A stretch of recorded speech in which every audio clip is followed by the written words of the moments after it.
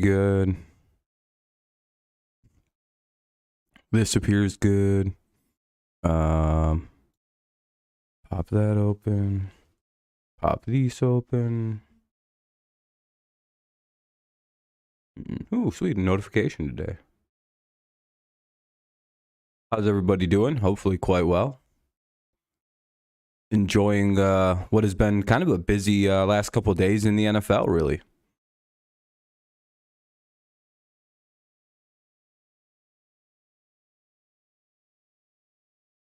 We got ads. Another ad. Skip. Wide open. Go like that. All right, let's see how all right, sounds good. Just wait to see if anyone shows up. What's up, Logness? How's it going? You appear to be the first one in today.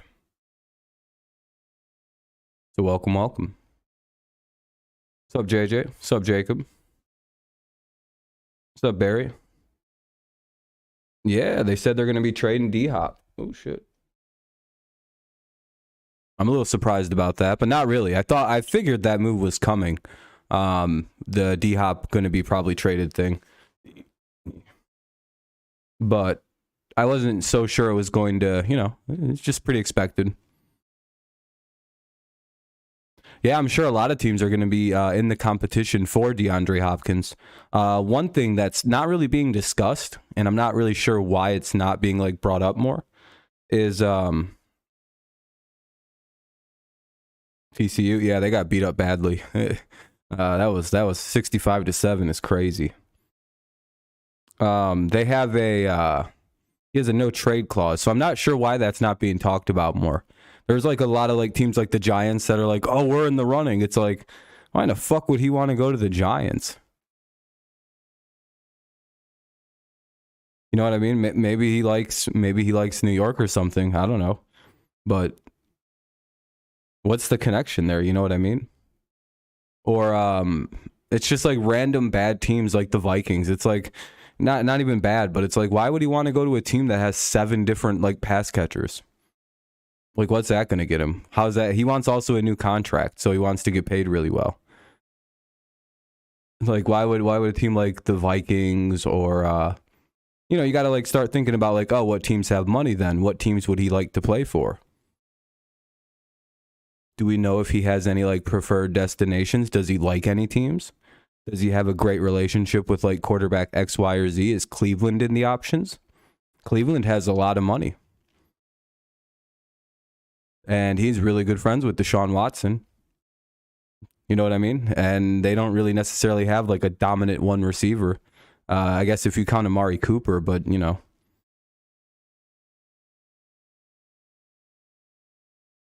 Dak, does he have the most pick sixes in the NFL? I wouldn't be too surprised. What's up, Dre? Stephen A. Smith was trying to be Pinky off the movie Next Friday with the Ice Cube and Mike Epps. I didn't know. What's that? I didn't know about any of that. You got a job interview on Thursday at Chili's. Oh, congrats, man. Hopefully you get the job.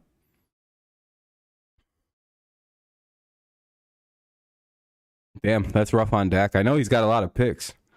Doesn't he almost lead the NFL and he missed 6 games? It's oof.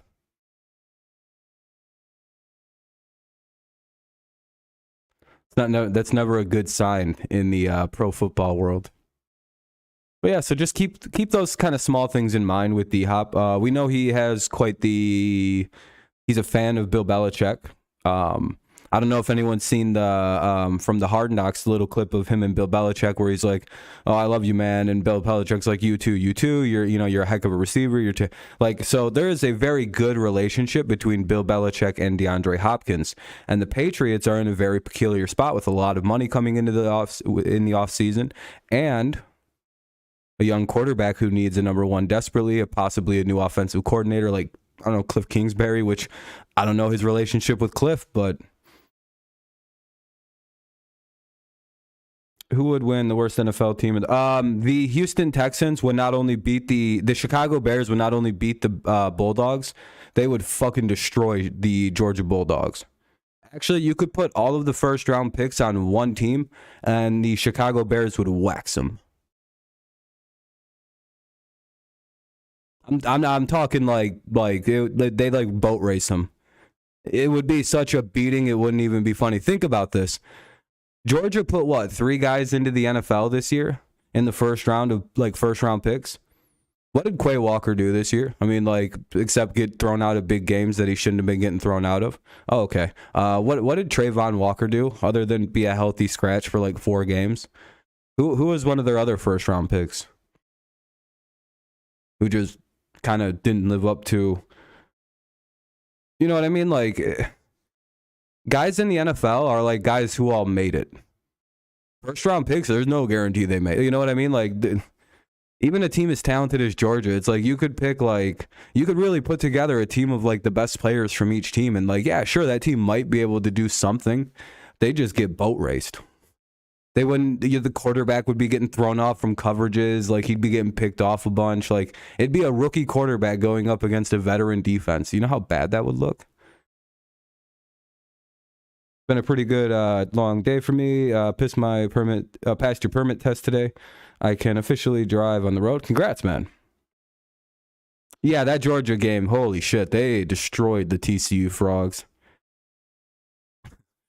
That was a beating. Kind of shows the flaw of a playoff system though sometimes, when it's well, man, if one team has a bad day like Michigan did, boy oh boy, do we get a shitty college football championship. I didn't go live because of that last night. I was oh, everyone's going to be busy watching, that game. And I could have went live at halftime, been the game's over. There's no way the other team comes back.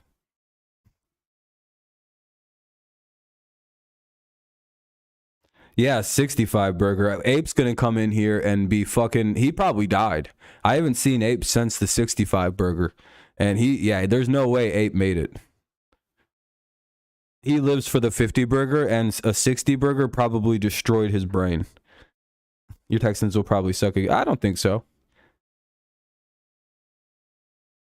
No, I don't think so. Why would it have been rigged? We were in the game until 7 minutes to go, and Buffalo hit a fucking long touchdown to Diggs. We did all right. Mac Jones on his 3 touchdown drives. Do you want to hear some fun stats?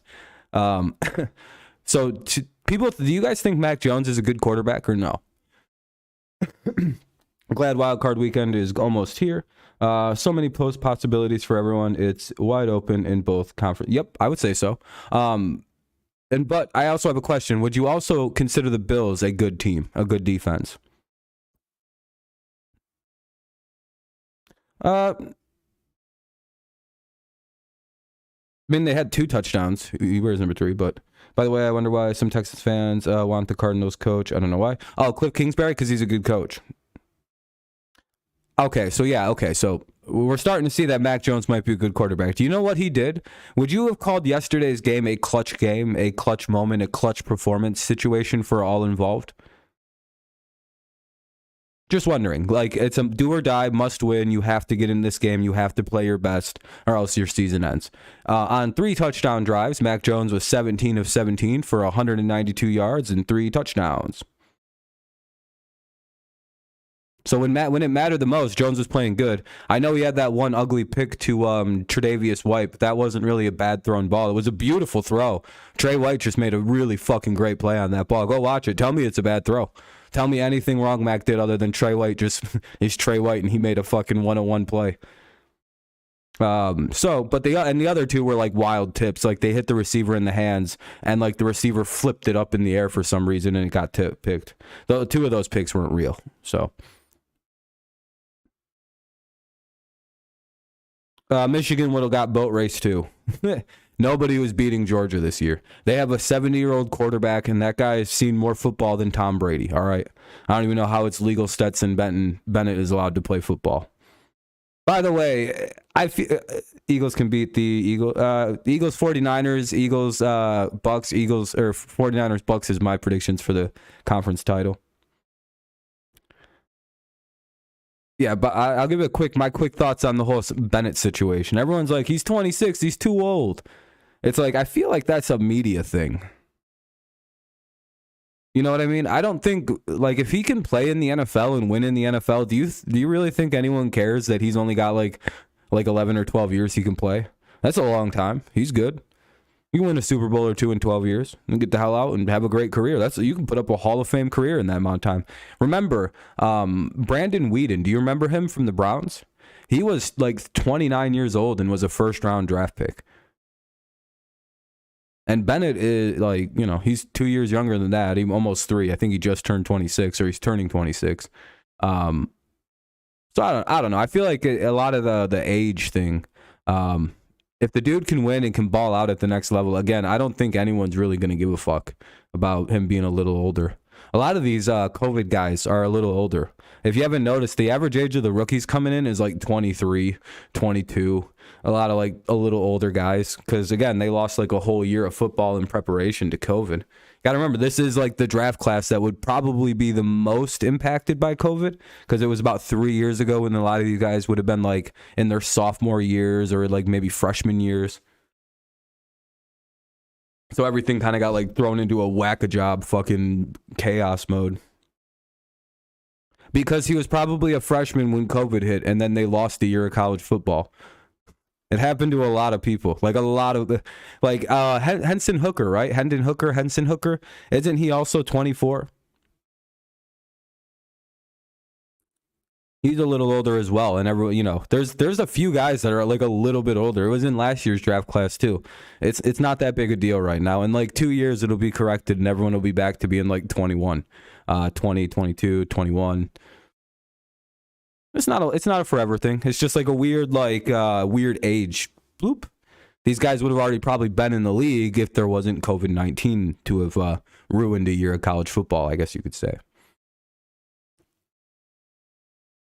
So again, you can kind of look at it weird, but it's also like, it is just a little goofy that he's 2 years younger than Jared Goff. That is kind of wild. It's like, how is that possible? That's the thing that throws me off. It's like, did he start playing college football a little bit later or something? Does anybody like know his actual story? Was he like 19 or 20 and he's like, I'm going to give it a try. And he just turned out to be pretty fucking good at it? Or like he's like, I didn't know I could still ball out. I gave it up after high school.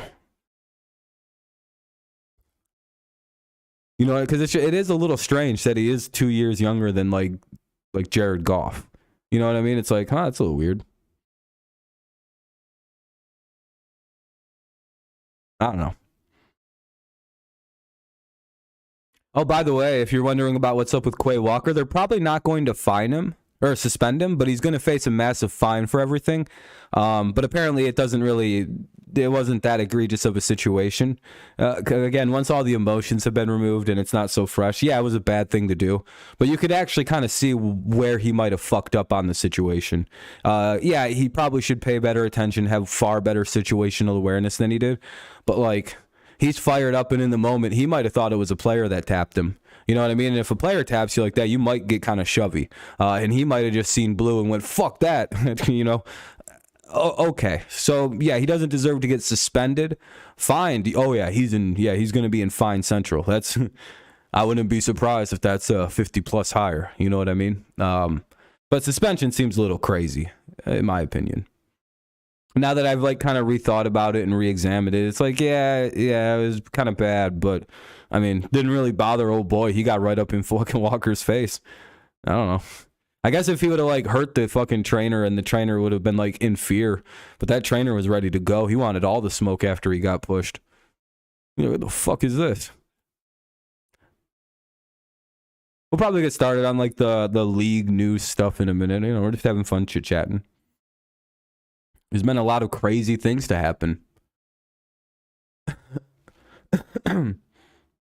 Yeah, I've seen I don't know who's gonna go where. I have a lot of early speculation. I don't know if Cliff Kingsbury, people who might want him as a head coach or something. I don't think he's going back into head coaching. Just like some early speculation. I found a few things out, watching various NFL media, various shows. Apparently he's really rich. Like, he not only did he make a lot of money from coaching contracts but he's like, he hit on a lot of investments. What's up, Kenny? He's been very successful, like, money wise outside of football. So I would have to imagine then he's probably not interested in taking on that course load. But he does want to stay in football. So he's probably looking at more like a coordinator role, which is more what he's good at, drawing up plays, focusing on one aspect of the game, not having to focus on, 50 million different other things. So he's probably looking for a coordinator role more so than like the full burden of a head coaching job again. But I think him and Zach Robinson would be really good hires for the Patriots. But that's my early speculation. And it would be, Cliff OC, then Zach Robinson, QB coach. Doing good, Kenny. How you doing? Hopefully quite well. I think that's how you correct the Matt Patricia mistake in New England. And then go get fucking DeAndre Hopkins. And then DeAndre is like, I don't know. It's like, well, DeAndre, listen. Mac is way smarter than Kyler. He'll be able to run Cliff's offense without even trying. Kyler still doesn't know what the fuck was going on. You're still on break. I have class tomorrow. I'm not excited. Actually, I am pretty excited. Cliff will be a good offensive coordinator for whatever team he goes to. Again, I think Cliff Kingsbury is a great play drawer upper, and I think he's a smart offensive mind. I just don't think he can do the whole head coaching role, which happens with a lot of coordinators. Maybe he needs a little bit more time, a la Josh McDaniels, but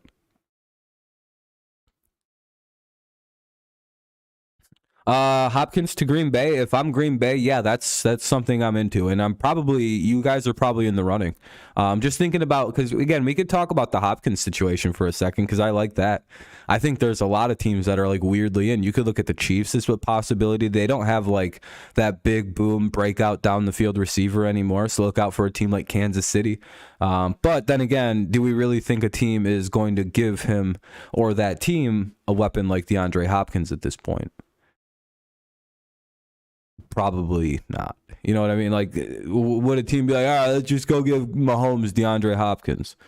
And it's the same problem you guys run into, Kenny.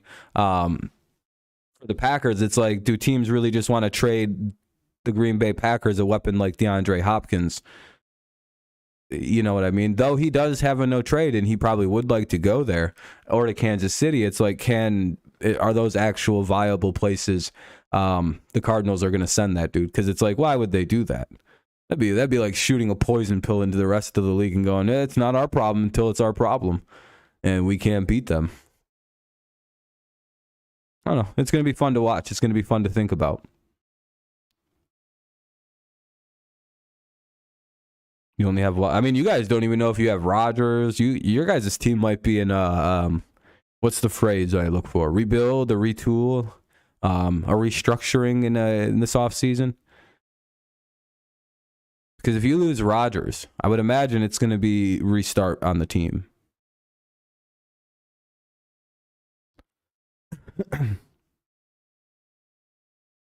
The Minnesota trade, James? Yeah, but at the time, though, trading him over to Buffalo wasn't crazy because Buffalo was in kind of like a middling stance, you know what I mean? People weren't sure if Josh Allen was going to quite be that good heading into year 3. And did you know the Vikings actually declined to trade the Patriots, Stephon Diggs? TJ Hawkinson to the Minnesota Vikings on Tuesday. The Lions received a 2023 second. Oh, you're talking about the recent Vikings trade. I thought you were talking about the one where Minnesota decided not to send Stephon Diggs to New England and traded him over to Buffalo instead, even though the Patriots, because it was brutal. That was a brutal trade. What's up, Jax? But yeah, the Hawkinson trade, that's an interesting one too. One of the largest single-player trades in league history. I think they got, a second, multiple mid-round picks. It was quite the haul for the Detroit Lions on Hawkinson.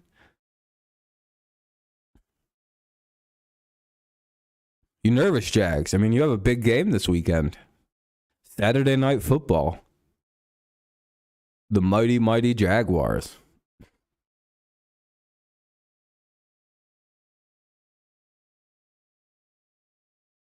It's probably weird coming in and talking to me because I'm a non-playoff team.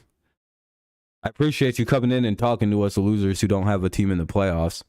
I know it's probably sickening. You got the Chargers. They have a way better passing defense than us. Yeah, and again, it's nothing against your team. But it's here's the way I kind of like broke that game down. You guys are wildly overperforming, right? So if you guys slip up, it's like, all right, well, that's kind of expected. They were playing unreal football for like 2-3 months straight there. You know, like that kind of thing where it's like the Chargers underperformed all goddamn year. They should be way better than they are, and if like they could be. That's kind of how I view it. It's like, all right, if this team should be better than this, what are the Chargers? Where it's like the Jaguars are wildly overperforming, and I don't know. I feel like something's got to give. It's either you guys are actually just really that good now, and the Chargers were always kind of middling. What's up, Chris? You ready for this offseason? Whatever I want it over soon. Yep. Trust me, I'm very ready for the offseason. There's so many goodies that could happen. We've already had a good offseason start so far. In like 5 minutes, we'll start going over the all the firings and all the hirings, all the interviews, the speculations. There could be a big Green Bay trade with the Bills and Eagles in the Super Bowl. I have the Buccaneers and Bills. I'm sticking strong with my preseason prediction. We'll know what the Buccaneers are. If they come out and blow out the Cowboys, which is my prediction all along, then we know that they've just been fucking around and wearing a mask the entire time, right? They've just been dicking around in the regular season after they've seen how abysmal their division was. They're like, we don't even have to finish above 500, and we'll just win this division. It's hilarious. And we don't have to get hurt. We don't have to put forward any effort. Just... Because again, they look really. I don't know. I've gone over this a million times, but there are moments where it's like, why don't they always look like the team that beat Carolina? Because they're fucking around. They don't care. It's very, very evident.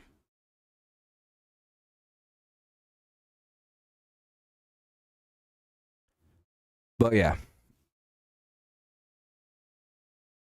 I do. I am so annoyed, though. I will admit that people have asked or talk about, not just the person in the chat, that I keep saying, dude, the Georgia Bulldogs would beat the Chicago Bears right now. They'd beat them. No, they wouldn't. It'd be a bloodbath. All of the Georgia picks that got put into the NFL kind of suck as rookies. You know what I mean? Like, they all kind of had bad rookie years. Yeah, it's pretty cold. It's 30 degrees. I don't like that. It's not my favorite. Uh-oh. Oh. So, yeah, it's just about 30 degrees. Not the greatest.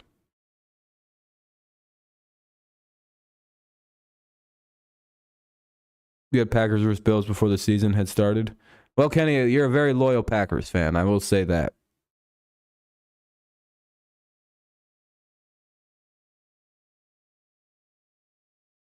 It's going to be an interesting weekend of playoff games coming up.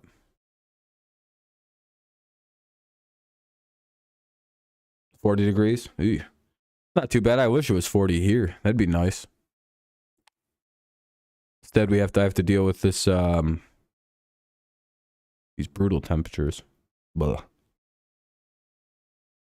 It's going to be decent temperatures. Then it's supposed to get cold and start snowing in the next week or so. So I'm kind of bummed out. All in all, though, it hasn't been that bad lately. It's been like 40. It's been in the 40s, and then in the nighttime it gets kind of cold. Sounds like the Lions are sticking with Goff, though. Not really surprised. Brad Holmes is probably high on the guy, and I don't know. All right, you guys ready? We got some stuff to go over. The Cardinals fired Cliff Kingsbury. That was pretty obvious. 4-13. Things just kind of didn't work out, and I don't know. Multiple late season collapses. The locker room was lost. Players, I don't know. I don't know what happened, but it seems like things just exploded. From the moment they put in that weird clause into Kyler Murray's contract where they were like, he has to do homework. And I was like, oh, that's the end of that. Packers might get Hackett back. That'd probably be a good move. Bring him back in. It would help you guys out. So, we'll see what the Cardinals do, but Cliff Kingsbury is officially a coaching free agent. As we already know, Matt Rule got fired and Phil Snow got fired. That happened quite a while ago. The Cleveland Browns fired their defensive coordinator, Joe Woods. That was yesterday on Black Monday, which is the day in which they fire coaches. And I appreciate you, Chris. So we'll see who the Browns want to hire. I've heard they're looking into guys like Gerard Mayo of the Patriots, our linebackers coach. Just guys like that. We'll see who they're looking into in a moment. Nathaniel Hackett was fired. Lovie Smith was fired, which is pretty crazy. Yeah, I have a whole bunch behind me right over there. Yeah, I got some decent ones. Nothing too crazy. Couple Joe Burrow rookies, couple Herbert rookies, but I don't think they're like super rare. They're not numbered or anything like that, I don't think.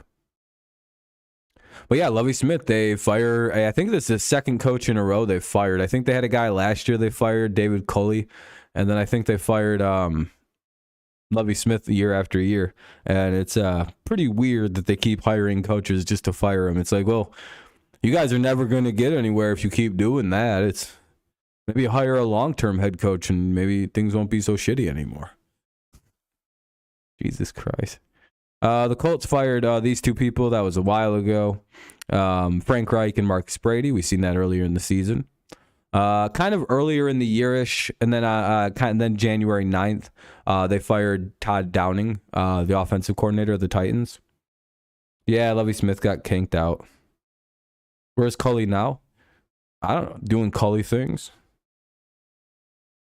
They also fired their GM, John Robinson, who, if we remember, was the architect of sending A.J. Brown to the Eagles for no reason whatsoever.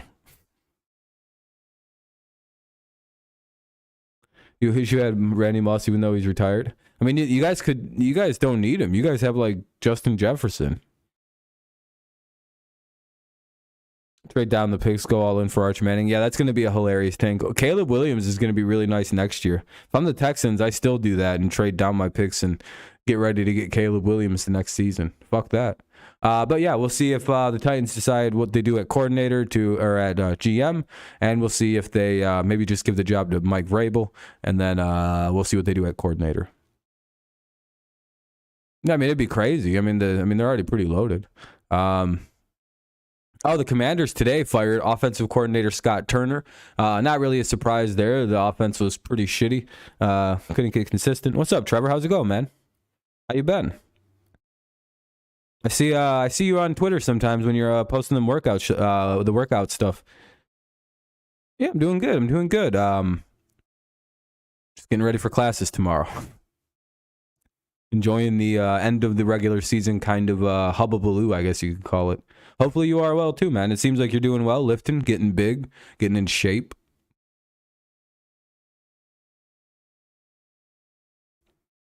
Load up the defense. Yeah, I think that should be the Texans' course of action. What's up, Ven? Worry about the offense in the 2024 year, and then load up on your defense. Because, again, the Texans' defense isn't actually all that terrible. Another year of, like, getting a little bit better, a little bit more matured, a lot of young players. And then and just getting a few more pieces. I think the Texans defense could win them games next year. I don't know why I just like lost my train of thought there. Yeah, but doing so well. Glad to see you're still on the grind. Oh yeah, man, I haven't quit. It's a fun. I enjoy this channel quite a bit. The Jags rebuild is the right way. Yep, the Jags rebuild, the Lions rebuild, the Dolphins honestly rebuilt their team the right way. They've had a little bit of a crash here though. I think the Jets are doing a rebuild the right way. Again, focus on what you're really good at and then go and build the rest of it out. The Jets decided, all right, we have the pieces of a decent defense. Now let's build that up. Now they have a really good defense, and now they only have to get a new quarterback and a couple linemen, and boom, they're good to go next season. CJ Stroud and JSN should be the move for the Texans, although I'd recommend the Texans. Yeah, I think the Texans should go double defense. Like, get Will Anderson or grab Jalen Carter, and then with your other pick, I don't know, Joey Porter Jr. And then you have Stingley and Joey Porter Jr. How many credits? 9 for a grad school. The Court brothers. Oh, the Tate. Yeah, the Tate boys. They got denied. Yeah, they're a flight risk. No, you're fine, Chris. Yeah, it's fine. It is what it is. Yeah, I would say tanking for Caleb Williams, or Drake May even next year is probably a better option. I think those guys are really. I mean, I don't know. I think I'm the only person who's like really high on that Kentucky quarterback, Will Levis. I bought into the hype. Should I not be buying into that guy? Kind of a little off topic here, but yeah, it is. It is. Nick Casario's all right. He did a pretty good draft this last year with like guys like Dameon Pierce, Stingley, and I don't know. Again, things weren't too terrible. Flight risk and a risk to the public. I'd buy the hype. No, Will Levis. No, I don't think he should be drafted very high, but I think he's going to be a good quarterback. The dude's doing them flat-footed throws of like 60 yards and shit. I'm like, dude, that's a good arm. You're doing part-time, not full-time. In grad school, Kenny, with my program, 9 credits is, I think 6 credits or 9 is in grad school. It's considered full-time. In my major specifically, at least 6 is. Yeah, I agree. I agree with the ordering, but I do think Will's a good quarterback that's a little under. Oh, his hair's growing back because he can't shave it. The Rams injuries, and they had a team that was designed to win a Super Bowl right away and win a Super Bowl. That's what their only care was, to win a Super Bowl. They traded their entire future, and now that everybody got hurt and they have no one to replace them with, and they're kind of an older team on top of it. Oh boy, they're in trouble. And Sean McVay's like, I got to get the fuck out of here. We ruined this team to get a Super Bowl. Yeah. Damon Pierce, Mechie, yeah. 9 credits. Yeah, it's not too bad, James. It's nothing crazy, but, I'll be busy. Brandon Cooks, I think he'll be a decent trade piece.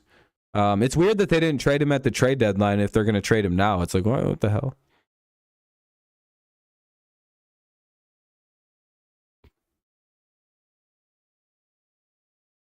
Yeah, exactly, James. They're doomed.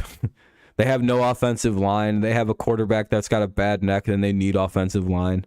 If the Rams don't hit on every single middle to late round draft pick that they have, they're doomed. They have barely any money to spend. Yeah, that's the problem with Cook. Somebody will take him, but I don't know where. The Chiefs should take a shot at him. I don't think that'd be a bad one. But again, I think the Chiefs are going to be really hard in on DeAndre Hopkins.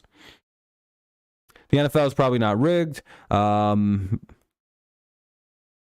the NFL is rigged. What's up, Kryptonian? Do you know the NFL is rigged crowd took a hard L when the Packers lost on Sunday night? Oh boy, that's got to be a tough one for you guys. Everyone's like, oh dude, they're rigging it so Brady and Rodgers get in. Oh dude, it's like, well, I mean, what happened? Oh, what happened? NFL's rigged crowd. You guys couldn't autistically screech after that Lions Packers game, could you? Well, I mean, yeah, he shaves his head off, Jags, because he's probably got a goofy hair. He's probably got goofy curly hair. It's rigged to make Purdy the number 1 of all time. Yeah, I know, right? Like, yeah, that's the thing. Purdy's the next Brady. Dude, I get such weird vibes about that. I don't know about anyone else. I know he's not Brady. I know that's not going to happen. But boy, oh boy, do I get weird vibes watching that Niners team. I'm like, man, the situation's so fucking similar.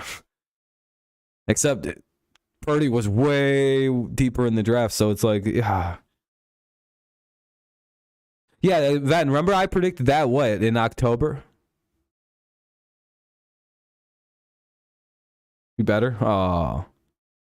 He plays a lot like Montana and Young too, which is really weird. He almost mirrors the way Montana plays Purdy. Go watch old Montana clips and go watch the way Purdy plays when he's feeling himself. It's fucking eerie how similar he is to those guys. Yeah, exactly, Chris. Saints fans have a beef with the NFL, as do Lions fans. It's hard to convince them guys that it's not rigged. Yeah, but yeah, I've been knowing D-Hop's going to get traded. I was like, oh, he's gone. And I'm so thinking the Patriots are on that one. We're going to get that guy. Oh, we're going to get him. Everything's lining up for Mac Jones to get a year 3 jump, just like everyone else gets nowadays. Send him a superstar receiver, and boom, here we go. Improve the offensive system. We've seen a shitty arm Tua turn into a monster. What do you think Mac Jones would do with DeAndre Hopkins? It's fun to think about. Yeah, we give up 2 first-round picks. We don't need them in New England. Do you know the Patriots have 11 first-round draft picks this year and then 9 next year? Not counting any potential compensation picks we lose with guys like Jonathan Jones or Jacoby Myers, who will be easily high-round compensation picks back.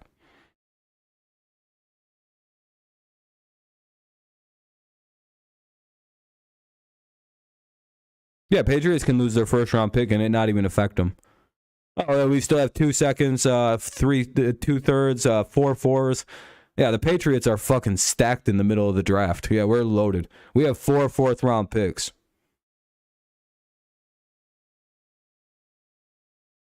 Is that a lot? The Packers wide receivers? Yeah, you guys, yeah, as a crew, yeah, I think Doubs and Watson are good young receivers. Packers actually got better at the receiver position this offseason, minus Devontae Adams.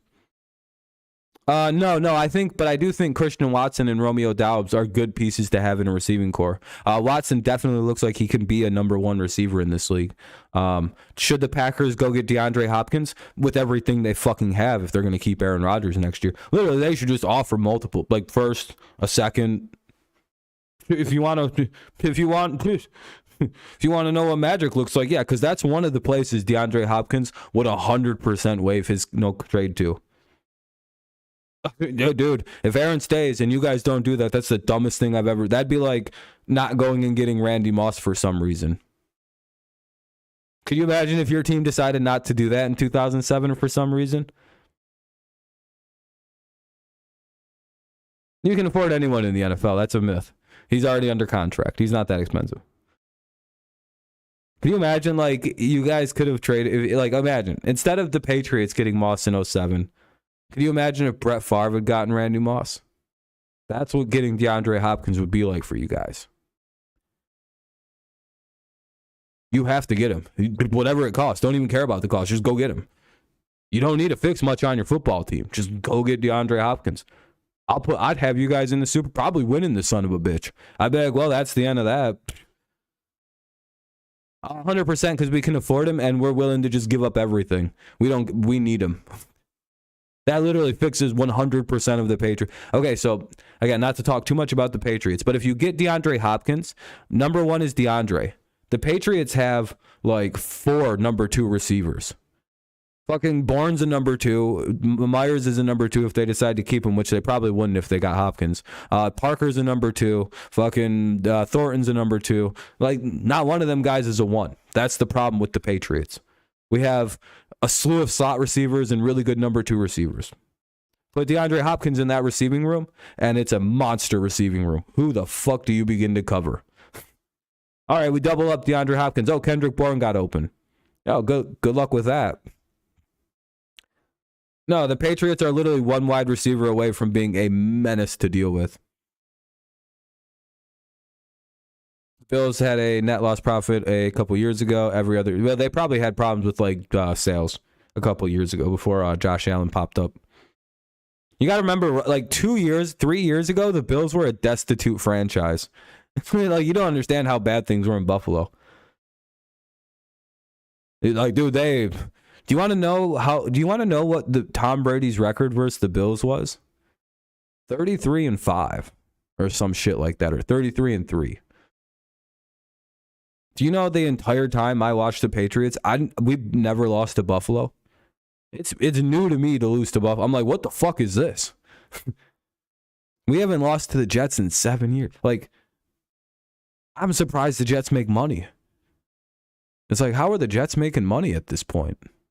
Who's going to watch this football team? It's like, how could you watch a team that just can't beat somebody? All right, well, pencil in 2 losses this year. This is garbage.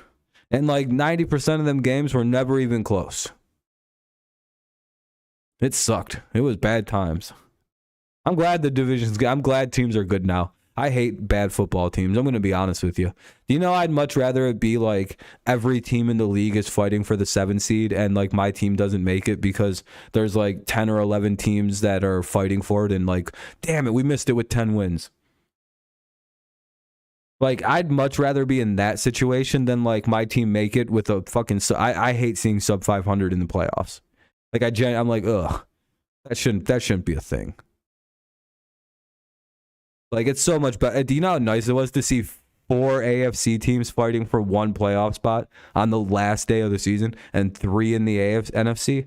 You know how good that is for the game? That's so much better. I hope it goes up next year. I hope it's 10 teams fighting for the AFC to get into playoffs and another 10 in the NFC. It's just every spot's up for grabs late in the season. That'd be awesome. That'd be a good time. Because I mean, literally, there was what, like 2, maybe 3 games that had no fucking care to them whatsoever. That's pretty good end of the season, in my opinion. This is kind of like the season-y kind of review part where I talk about certain things I enjoyed. I think the league is getting better. I think the talent's going way high. Yeah, I'm doing all the games on Saturday. We might. I mean, what else am I gonna? I mean, that 1 o'clock game is gonna be close. I don't know if I can actually do the 1 o'clock game on Saturday. Fucking. Oh wait, is that 4?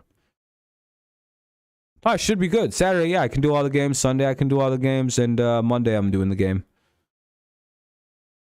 Because Jerry's a Bills fan. Goofy ass Jerry. Yeah, we're doing all the games. Yep. Might as well. I mean, what else we got to do?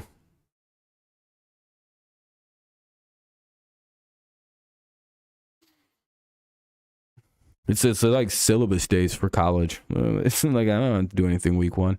All right, let's kind of get a little bit further down the list. This is the those are all the people that got fired so far.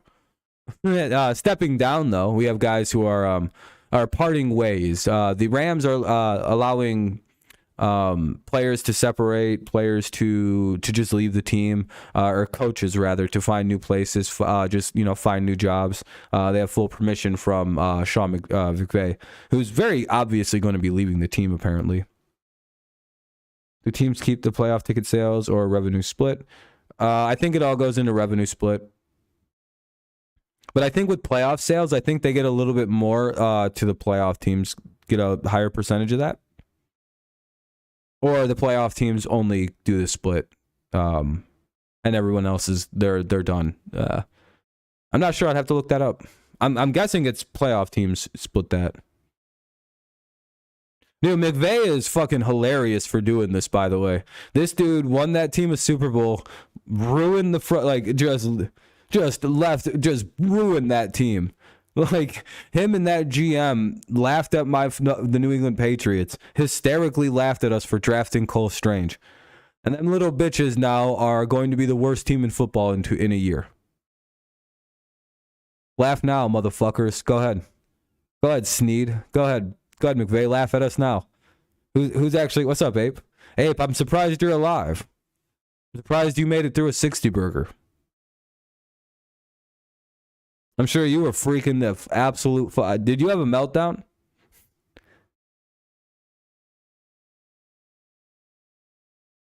I can only imagine your reaction to the 65-7 game.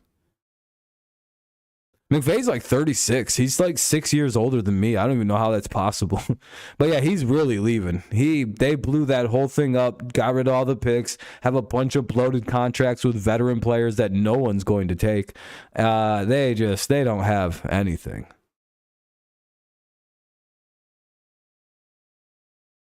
Yeah, I mean, dude, they ruined that team. The fuck them picks. It's like, yeah, that's not a good idea. You're gonna have to get rid of Cooper Kupp.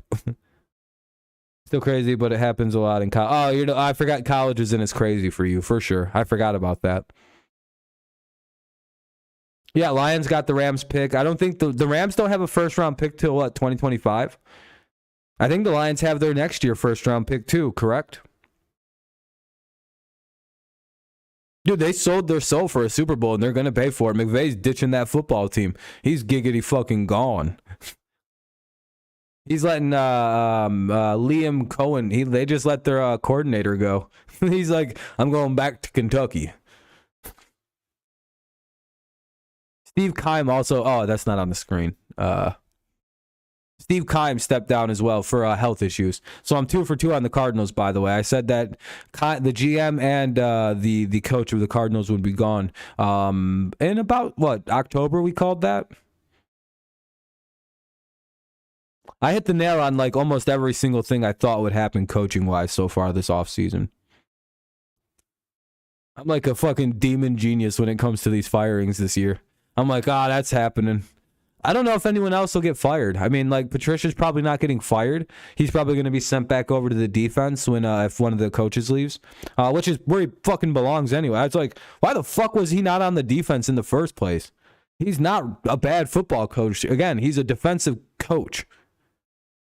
The fuck's he over on the offense? Whatever. And then Joe Judge will probably be sent scampering back over to the offense. But there's probably not a bunch of crazy firings. Unless there's, I don't really follow coordinators too hard, but I mean, I could go look and see. Panthers should be lucky they didn't agree to the Rams trade for Brian Burns. Rams should be thanking Panthers for declining that trade. The Rams, if I'm the Rams, I'm so happy they didn't get that trade. So it's a win, and except for making the playoffs, but no way they're getting past San Francisco, so it means Rams pick went from 11 to 6. Yeah, exactly. Pretty much. See you later, Chris. You have a good evening, man. All right. I appreciate you tuning in, man. You have a good night. Pete Carroll might retire. I don't think Pete's going to retire. Pete's in really good shape. Yeah, for sure, Chris. I mean, if my Texans sign Kingsbury for 2023, he's going to be fired the next. Yeah, you guys aren't going to pick up Kingsbury. I'll give you a reason why in a sec. Rams got their pick. Oh, they got their picks back next year. Okay, 2024. So why I don't think Cliff Kingsbury is going to be a head coach again? He's made a lot of money, not just in coaching, but like in his other investments outside of football. So I don't think he cares to have that kind of like stress. He doesn't need the extra pay in being a head coach. Where he just his specialty is drawing up offense and having fun, innovative offense. Not managing the whole game. Again, put him just as a coordinator. That's where he's going to thrive as a football mind. He's a very competent coordinator. Probably not the greatest coach. Probably not the greatest overall head coach. Again, just put him in charge of the offense and let him cook. That's basically, again, he also runs a very complicated offense that was part of the problem in Arizona because Kyler is not the greatest studier. What happens with Aaron Rodgers? I have no idea.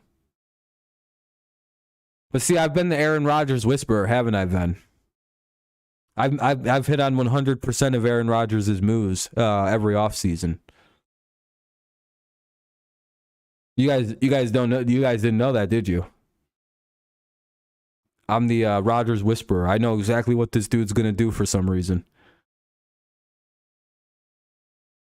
Yeah, it's like you're the only one who seems to be able to figure this fucker out. I guess he stays, man.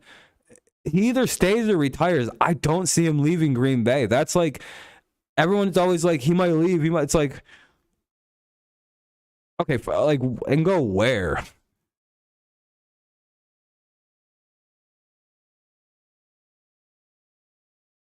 Like, again, he loves that fucking football team. He loves them fans. He loves them office people. He loves he loves the fans. I think that's the most important thing. He loves the dudes in the locker room.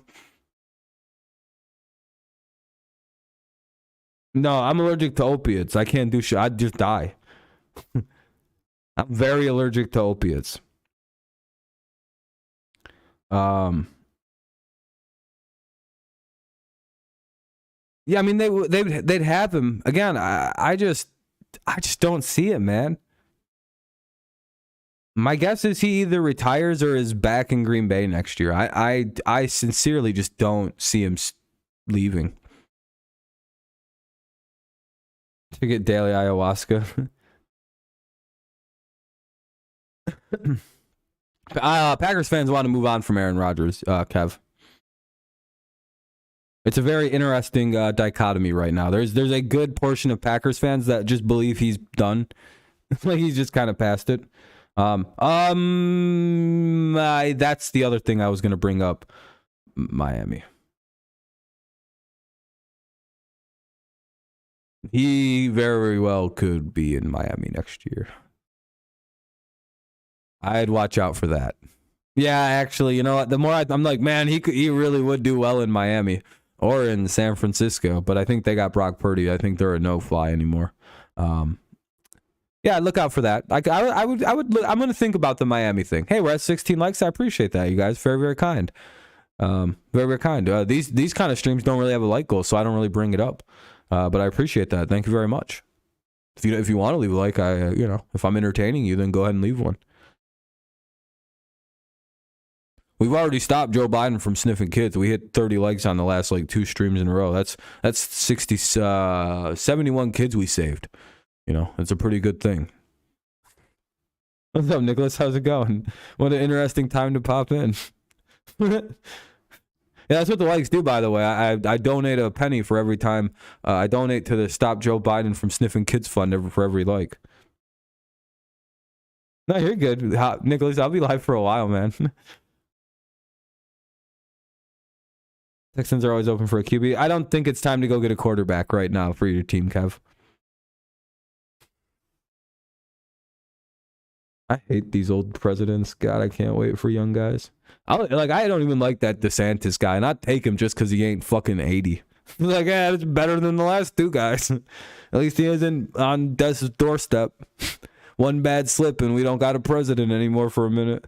I don't like that. Anyway, let's not get political. I'm again, as you can tell, it's the age. I'm an ageist. I don't like old people.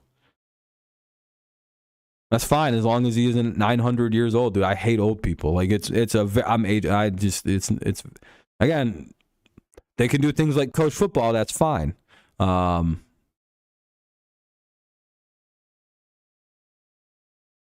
we're not doing politics. I'm not sold on any of these quarterbacks coming out. I think there's a couple really good ones. Yeah, Motor City. At least they beat the Packers. You guys got the Packers. Okay, real quick on the Lions, though. The Lions, in my opinion, have the brightest future of any team in the NFC outside of I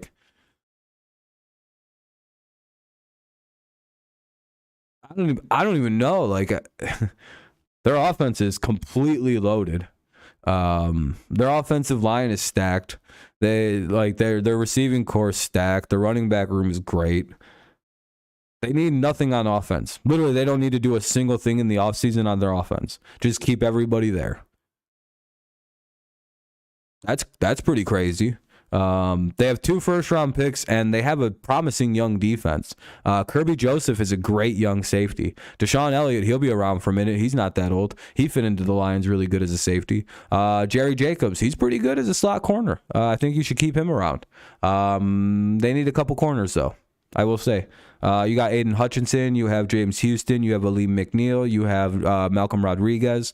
They got some fucking pieces. Okuda sometimes. I'm not 100% sold on Okuda, but maybe not as a number 1 corner, but he's something. Man, it's crazy how good they could be. By the way, Anzalone, yep, he's good too. I think the Lions should very much be in on a guy like CJ Mosley in the offseason. And I think they also should be very aggressive at corners in the offseason. Like a good vet corner, like Jonathan Jones from the Patriots, if the Patriots let him walk. I think that'd be a good signing for the Lions. But also, don't take that poison pill, because I wouldn't take a Patriots corner actually don't do that. Don't take the Patriots corners. That's a goddamn poison pill. Yeah, CJ Mosley is a fucking great pickup for a team like the Lions. Balled your eyes out. Yeah, I felt so bad for the Lions. Yeah, good vet presence who's really, really, really, really good too. I love CJ Mosley. I want him in New England bad, but it's not going to happen. Yeah, I wouldn't touch Patriots corners. They always kind of tend to be a little shittier when they leave. And Jonathan Jones gets burned quite a bit. I mean, Jack Jones was playing the top receivers for a reason by the season end.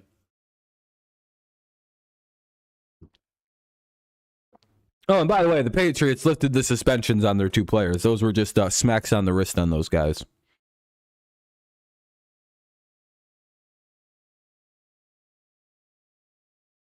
I don't know how you could be upset if you're a Lions fan. You literally just ended an era. Like, if you're a Lions fan, you have to. I would be in disbelief. I am somewhat, because I like that team a lot.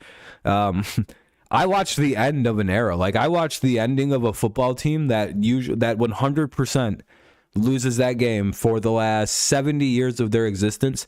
They lose that game to the Packers. Literally 100%. 100% of the time, the Lions lose those games at the end of the season to the Packers or to the Bears. They don't win those games. I've been watching the Lions for 20 years almost, and they literally have never won a game like that. You can ask older Lions fans. They'd be like, I've never seen that happen before. Like, you'd never, ever. Like, I feel like the curse of Billy Sims, or not Billy Sims, the old quarterback, Bobby Lane, is broken. Yeah, I know. It sucks, Motor City. It just sucks. It's a very interesting situation to see the Packers fall and the Lions rise. And heading into next year, the Lions have far more hype. Lions are probably favorites to win that division next year. Yeah, next year I would say I don't. Why would the Vikings be like a favorite over the Lions? Lions went 5-1 in their division.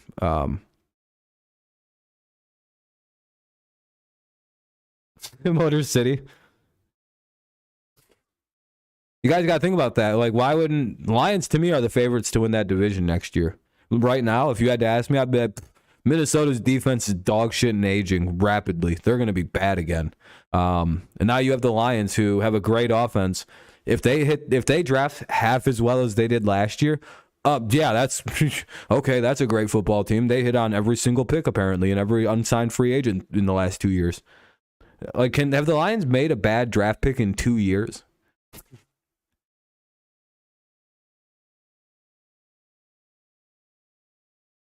The Bears are also going to be a problem. The Bears could be a problem. Yeah, if they draft well, they're going to be a good team. The Bears and the Lions have extremely bright futures. I know the Bears had a bad year, but if they put a line in front of Justin Fields, they have a bright future. A very, very bright future.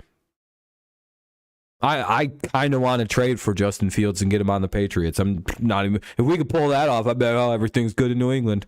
Watch out, bitches. Oh, did you guys hear? Kind of on the subject of Justin Fields, it made me think of one of my favorite quarterbacks. Not my favorite. You didn't hear that, but Lamar Jackson. They paid Roquan Smith the highest paid linebacker contract in league history. I don't like Fields because he's on the wrong team. But no, Fields has grown out. Fields grew on me this season. I like what I've seen. They needed a line in front of that kid, though. He took some steps forward that I like to see. We play Seattle and the Rams next year. We better kick the shit out of both of them. Dude, they literally paid Roquan Smith the most. They're paying him $25 million a year to pay outside linebacker. Lamar Jackson, they still haven't paid my man. He's not going to play in that playoff game. If I'm Lamar, I'm not playing. I'm like, that's crazy. That's crazy. I thought you said you didn't negotiate in the season. That's crazy. I'm still hurt. Again, I don't think Lamar's even hurt, by the way. He said, "Oh, I'm hurt."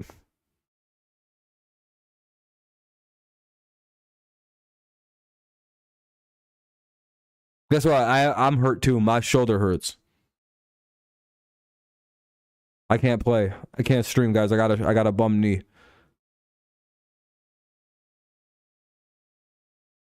Yeah, that dude, he's so fucking there's no way. Or Miami, where he's from. By the way, if Miami wants a quarterback, don't go get Aaron Rodgers. He's old as dog shit. Go put him in with Mike McDaniel, a running genius. Yeah, again, I like the idea of that, but I think they're going to be sticking with Brock Purdy, Nicholas. I think Brock Purdy's their guy. Sometimes you just got to stick with what fits perfect, and I think for whatever reason, Purdy seems to fit perfect there. Lamar in Miami is probably the move. Dude, Nicholas, if I found out tomorrow that if I said the word blue and then automatically this would happen, the Patriots would trade Mac Jones to the Ravens for Lamar Jackson, we send them a couple picks on top of it, I'd be like blue. Blue, blue, blue, blue, blue, blue, blue, blue, blue, blue, blue, blue, blue, blue, until I seen that Lamar was literally introduced. And then I would be like, all right, we got a contract for him. Right? $250 million? Boom, boom, boom, we got him. Literally, I wouldn't even think twice about that move. You have no idea. And then we'd win the Super Bowl next year. I'm not even fucking with you. I'd be like, well, we're back. We're winning the Super Bowl. Game fucking over.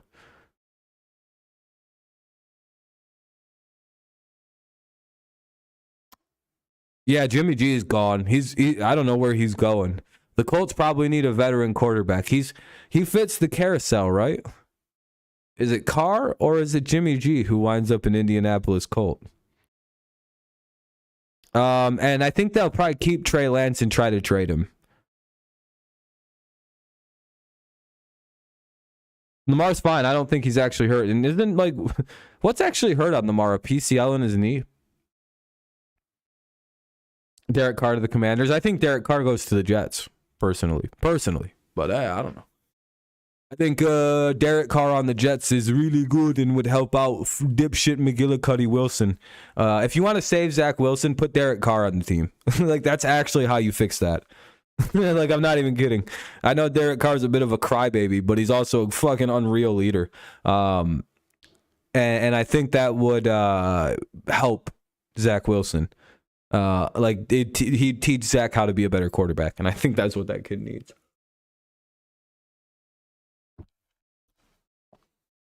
Because again, Zach Wilson is extremely talented, and I think something could fix him.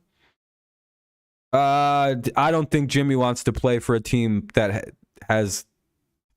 I don't think he's going to do that.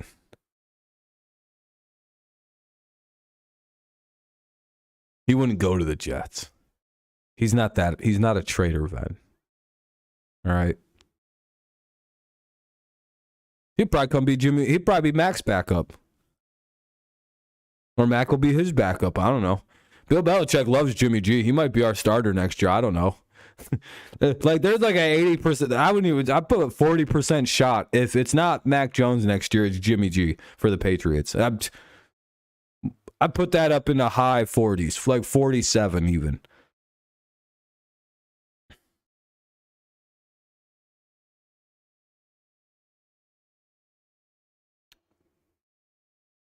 Apparently Las Vegas. I have no idea. I'm out the game on the Brady predictions, by the way. I don't make those anymore. Every time I get those wrong. And I fall for everything he says he's going to do like a fucking retard. I can't make Brady predictions. My guess is retirement. Guess who's going to be wrong again? Or back in New England. I have no ability to predict this dickhead's moves. I've been wrong every offseason about, like, I can get like the nuances of every other player correct, but with Brady, I'm just like, he's gonna do the thing right. And it's just, I don't get it right any single time. I fell for the fake retirement. Look, anybody else, I'm like, I know what he's doing. I was the only person on planet Earth last year that was when I was like, no, you guys, why are you guys thinking Aaron's leaving? I remember I was fighting with Packers fans trying to remind them, no, Aaron will be your quarterback this year. He's not leaving yet. And he's not retiring. Again, I know I don't think he's retiring this year also. I don't think he's going to try to go out on not making the playoffs as his last year of pro football. That would be a little silly to think that's how he's ending his career. I mean, he could. He doesn't really have much to prove. But as a competitive person like he is, and me being a little competitive, I don't know, maybe I'm as competitive as he is, I couldn't fucking go out like that. He's probably more competitive than I am, and I would not be able to leave football like that. I'd be like, you know what, even if I get hurt next year, I could do it better than that. My last throw's a pick, a bad throw pick to Kirby fucking Joseph, a rookie. You know what's a fun fact? Kirby Joseph has 3 career picks off Aaron Rodgers as a rookie, which is tied for the career high all time with Brian Urlacher, who has 3. So, fun fact. It might be a season all time high, but Kirby tied it as a, it might be all time. That dude don't throw that many picks. Dude, yeah, Lions got a great pickup with that guy. Yeah, I would like good safeties. I seen him play once and I went, holy fuck, who's that? Who is this the Lions were hiding from football? Who are you, Kirby Joseph? Where'd you come from? Where did he come from? I've never heard of the guy. I like the way he plays. I'm like, oh, he's a stud safety. Him and that Deshaun Elliott guy are going to be really nice. Because, again, I really like the Elliott signing. Again, his only problem with Baltimore was the dude is a literal projectile missile. That dude starts running at top speed immediately and cracks into somebody about as hard as he physically can. And everybody gets hurt, including Deshaun. Elliott takes the brunt of the damage. That guy hits people so fucking hard, he gave himself a concussion once. I was like, Jesus Christ. What a good influence to have on a safety room or a defensive back room. That's my favorite thing. Safety is probably my favorite non-quarterback position in football. I'd like to believe Rodgers doesn't want to end his career. No, I don't think so, dude. Did you watch that atrocity last night with TCU getting... Yeah, that's why college football sucks, by the way. That's why I always tell people I don't watch college football. That shit's garbage. Why? Because all the good players are on one team. It's like, oh, wow. The team with all the good players won the title and destroyed the team that shouldn't have been there. Crazy. Was it close? No. It was nearly a 60-point destruction. Like, why did that even happen? Why wasn't it just Alabama versus Georgia? Or just Alabama? Yeah, that should have just been the game. What the fuck are they doing? Putting all these cupcake-ass schools against fucking Georgia for? Did any team other than maybe Alabama stand a chance against them this year? For a second time? Because I think they beat up on Alabama the first time. It's like, the team's stupid. And they'd still get their asses boat raced by the Texans. You could put together the all-NFL doo-doo team, and they'd probably boat race that. See, that's where it gets a little complicated. I don't know if they'd be able to beat the all-NFL doo-doo. I think the all-NFL doo-doo team would actually lose that game. You got like Nathan Peterman at quarterback. No, even he'd shred them motherfuckers to pieces, dude, because he's a real NFL quarterback. Like, you know what I mean? It's like, damn. Except he'd probably eviscerate that secondary. That's what I mean. Even if you put together the worst guys on every team, like it'd just be a dogging. It'd be like, all right, we got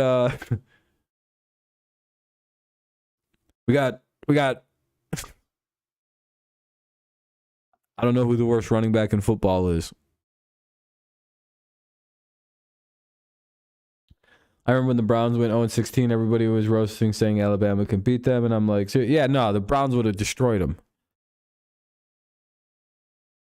I don't even know if Bama would have scored on them. Like if we're being honest, Kaiser would have just been flicking dimes against the defense, faking them out hard as fuck. Like, dude.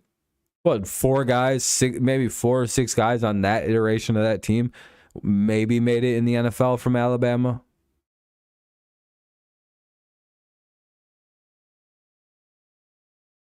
You have to think about like how many guys from this Georgia team that everyone says could beat like the Bears right now are going to make it in the NFL. How many guys from last year's Georgia team are doing great in the NFL? Yeah, Quay Walker, yeah, he's having a great year. Trayvon Walker, what a rookie season. A healthy scratch, like a lot this year. Who's the other guy they put in the NFL? I'm forgetting. Oh, Nakobe Dean. Yeah, what a great. That guy's been doing great. The Eagles like using him a lot.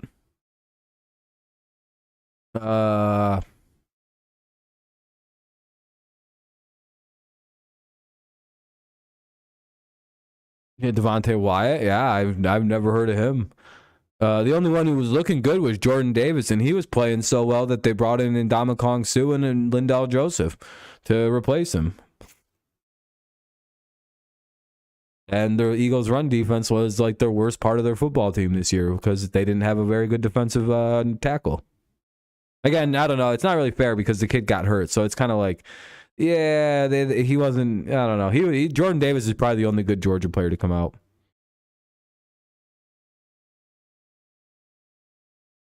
Sauce Gardner. I don't know. Aiden Hutchinson. Um,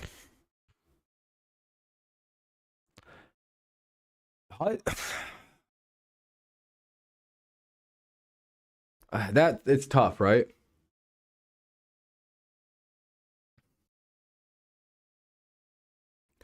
Because like Hutch was clearly like the entire focus of an offensive blocking schema. And clearly, like Gardner's already going off on ones. You know? Like it's like, what the fuck? How do I measure who's better? Because the day Hutch started playing, they had him double blocked like he's a fucking 8-year vet. And Gardner's going up day one against like fucking DeAndre Hopkins if he could have. It's just like, all right, all right. He's facing Jamar Chase in game one, I guess, or you know what I mean. It's stuff like that.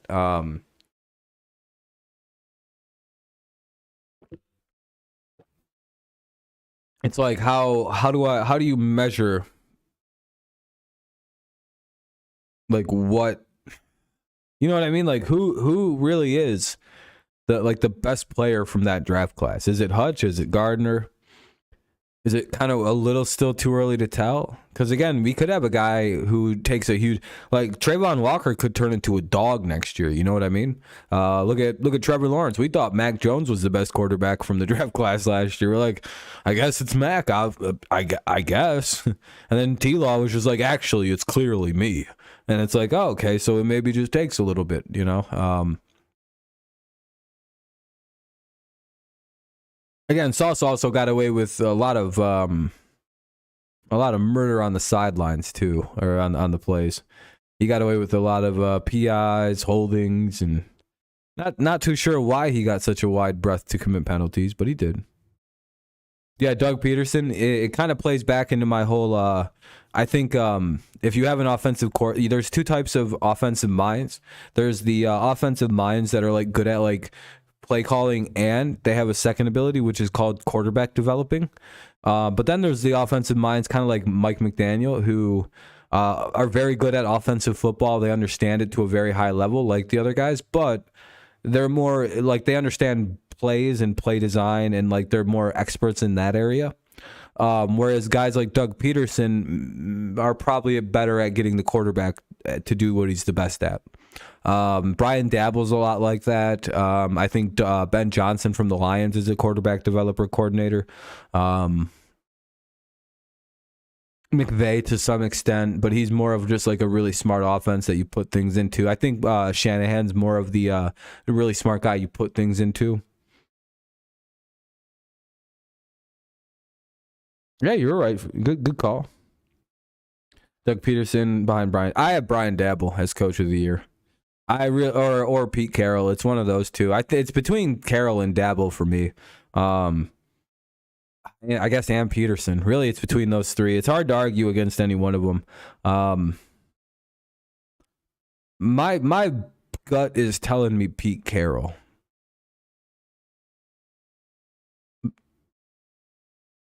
Like, I don't know how to. I don't think you could hand that roster to anybody else, and that team wins any games.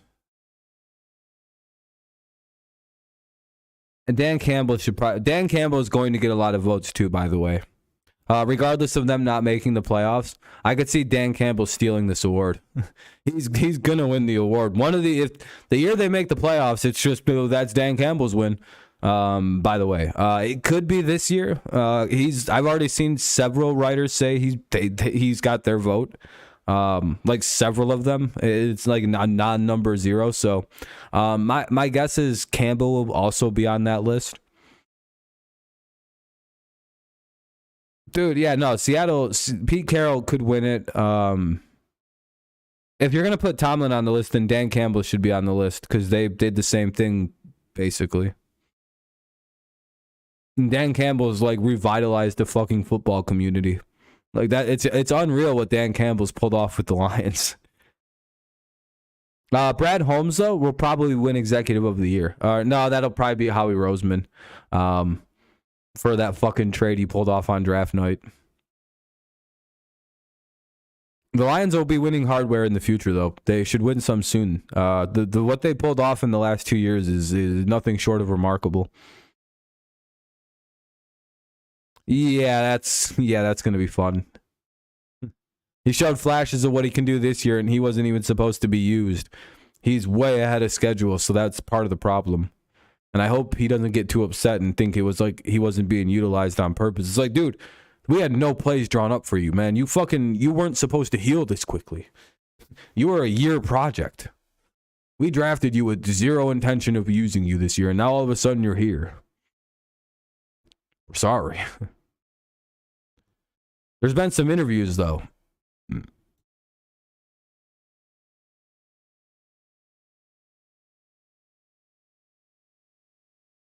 Yeah, that's what I was a little bit talking about too. How I liked how it seems like parody's been very good for the NFL lately.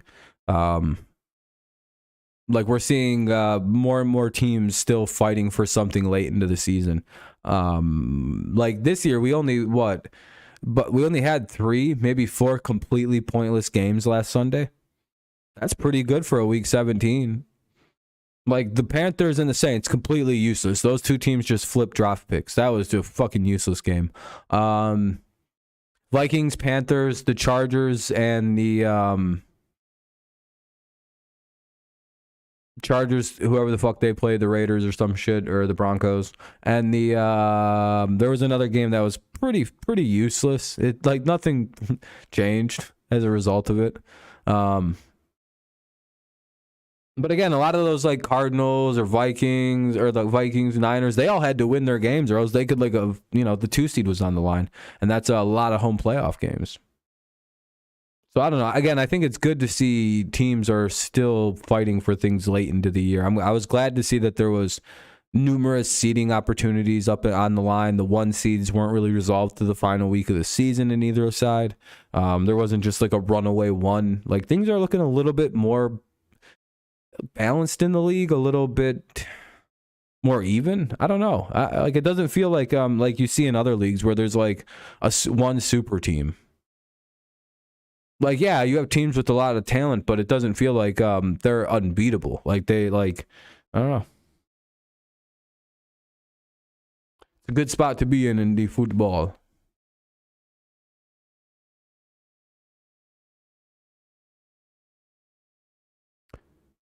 Well, I haven't looked at the stream in a minute. Let's see how we're doing. No, not bad. We're at 20 likes. Hell yeah. Appreciate that, everybody. That's really good. Over 100 views on the VOD already. That's really good, too. Hell yeah. Depressing end for the season in Green Bay. Yeah, I mean, it happens, though. It sucks going down.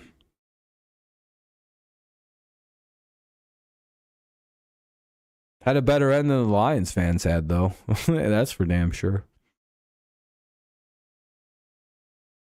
At least you guys didn't have to deal with winning a game and then still being eliminated because of technicalities.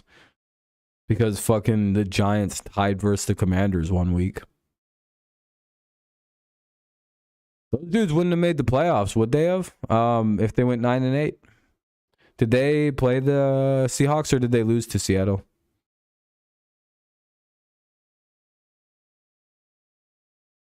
Yeah, Chase. Yeah, that made it tough too because man, it's like damn. Now I can't even talk shit back at him. Fucking fuck yeah.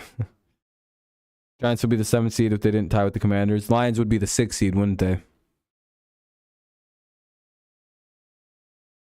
Think about that, dude. If the Giants tying fucked the Lions so hard, Lions would have been the 6th seed, ladies and gentlemen.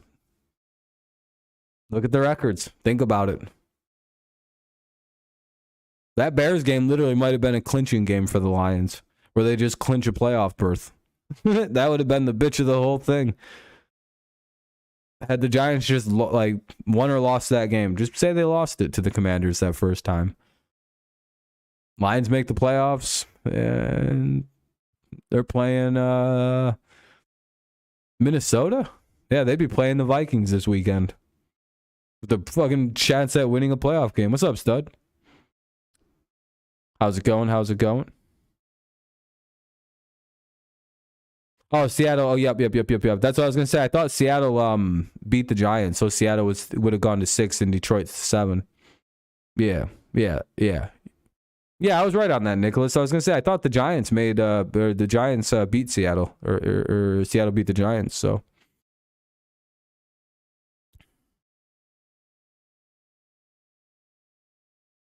yeah, I was right. I know what I was talking about.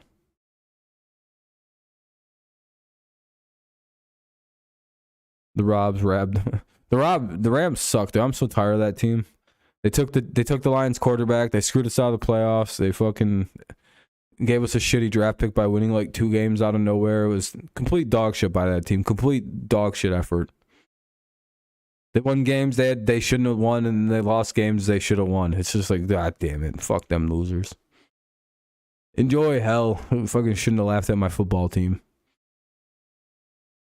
Yeah, I've been seeing that. It seems like he's letting his staff go and find new jobs. He's not going to hold them down or hold back any interviews or anything. Just go find a job. It sounds like he's out. All right, let's see who the Arizona Cardinals are interviewing for their head coach and vacant GM position. Looks like they've only done general manager interviews. So, that's nothing too exciting. What's up, Daniel? I'm good. How you doing? Head coaching. Here we go. Here's the exciting stuff. No one really cares about that stuff. Anyway, here's who the Carolina Panthers have put in requests and have scheduled. I'll just differentiate and distinguish. The Panthers have scheduled. They have a scheduled request. They have a scheduled meeting with Jim Caldwell, former Lions and Colts head coach.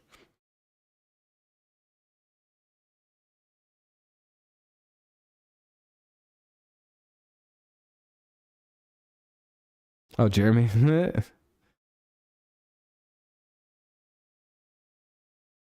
I think Carolina should go after Ben Johnson. Yeah. Actually, I don't. The thing with Ben Johnson, he kind of sucks, dude. Like he okay, in practice, I don't want to be the one to leak this, but in practice, he goes around and like pulls the bottom of his shirt through the top of his shirt so it looks like a fake bra, and wears short shorts and grinds on the players, and that's why they play good, because if you play bad, you get a Ben Johnson, Johnson rub, and it's the worst thing in the world. So I don't think anybody wants that shit. You should just let him stay in Detroit and let the Lions keep that weirdo. He's not even a good coach. He literally doesn't even know how to spell offense. He spells it OFNCE. I don't know how he does it, but he spells a whole word in there. Don't want him. Trust.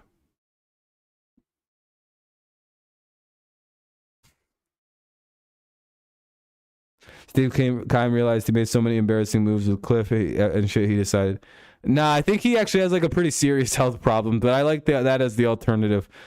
What's the health problem? My pride. It's fucked. Yeah, Ben Johnson is a bad guy. He's criminally retarded. In fact, I don't even know why the Lions have him. But we like to employ special people.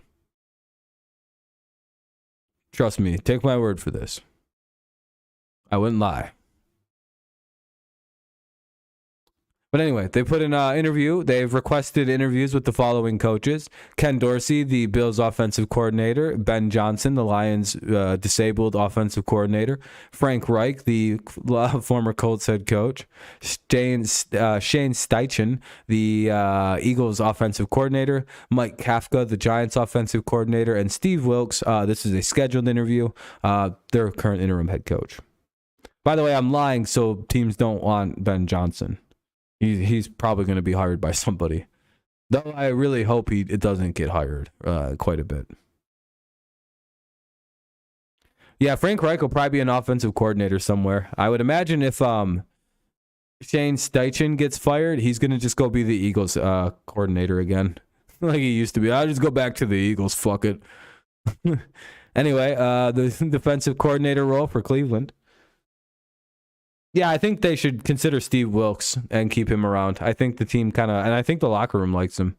The Browns did fire their defensive coordinator, so we have a couple options here to look at. They've Sean Desai, Seahawks associate head coach for defense, requested. These are all requested. Brian Flores, the Steelers defensive assistant / linebackers coach, and Gerard Mayo, the Patriots linebackers coach / second defensive coordinator.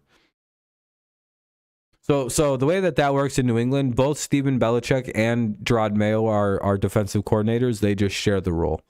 As you know, Flores, yeah, I think that'd be a good hire. That's probably the move, in my opinion. All right, the Denver Broncos, they've scheduled a couple of interviews. They've completed one. So they've for a head coach, they've interviewed with the Broncos defensive coordinator. How in the fuck do I say? I can't see that name. Hold on. Ejiro Evero. Evero. I don't know. They completed an interview with Jim Harbaugh, head coach of the University of Michigan. They requested an interview with the following people. Raheem Morris, the Rams defensive coordinator, Sean Payton, former Saints head coach, Dan Quinn, Cowboys defensive coordinator, and Demeco, the 49ers DC Ryans. I'm not good at names, by the way. I don't know how people have their names set up. Let's see. We got a few more head coaches. Let's see. You'll probably start to hear repeat names as we get through these lists. Denver Fangio isn't joining. Oh, I think Fangio would go back as a DC. I think they liked him. It's just he's just not a good head coach. He's a great coordinator, just not a head coach. He'd make their defense better. Like the players know it. Houston has also put in a request. These are all requested to interview the Broncos defensive coordinator Evero, the Eagles defensive coordinator Jonathan Gannon, the Lions Ben Johnson, Mike Kafka, the Giants offensive coordinator, D'Amico Ryans, the 49ers offensive coordinator, and Shane Steichen of the Eagles coordinator, offensive coordinator. So some repeat names, some names you'll probably see thrown around, possible head coach names. Want Fangio to be our defensive coordinator? Yeah. A lot of people should want Fangio as a DC if you don't have one. Or at least like a competent defensive coordinator anyway. We have two more things to go through. The Indianapolis Colts need a new head coach, so they've put in a requested interview with Aaron Glenn of the Detroit Lions. They have a requested interview with Evero. You've had enough of Boyer's ass? Well, stop looking at it then, man. They also have requested interview Ben Johnson of the Detroit Lions. Lions getting a lot of love in their coordinator roles this offseason. Raheem Morris is requested. Jeff Saturday is going to interview. And Shane Steichen is requested as well, the offensive coordinator for the Eagles. Oh, I thought you just made... So you like his ass, just, And then all the GM people. I want Fangio in Green Bay, but LaFleur said we might keep Barry, which is great because I was thinking driving into a tree with no... Hey, there you go. That would help out. I mean, Joe Barry's pretty good, right? I would prefer you guys keep Joe Barry. Don't rehire Nathaniel Hackett. Like, just keep it as it is. In fact, you should give LaFleur a blank check salary. Keep him for life. I don't think you guys know what... You wouldn't know what you were missing till it's gone. You know that song, you don't know what you got till it's gone. That whole thing? Yeah, LaFleur's the best thing that could happen. I'd give him full autonomous power.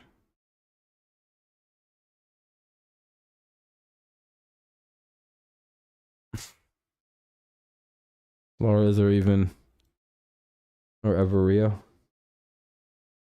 Yeah, probably back in Green Bay. You guys want to see a really brutal police video? Hold on, let me show you something. This is quite disgusting. What happens to this young man? All right. So you see here, he just put his hands on this cop. So the cop has No option but to do what he does soon here. If you have a weak stomach, I'd look away.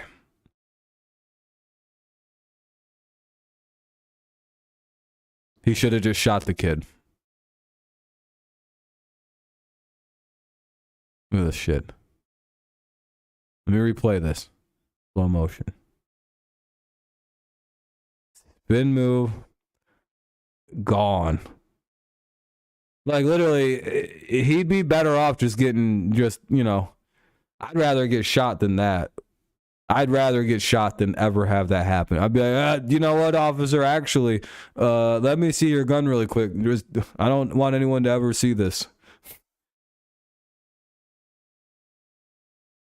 That officer hit a spin move and blew that kid just completely away in full ass cop gear. That's pretty brutal. That's the worst side of police brutality. I think even the most staunch cop supporter would agree that that was too far.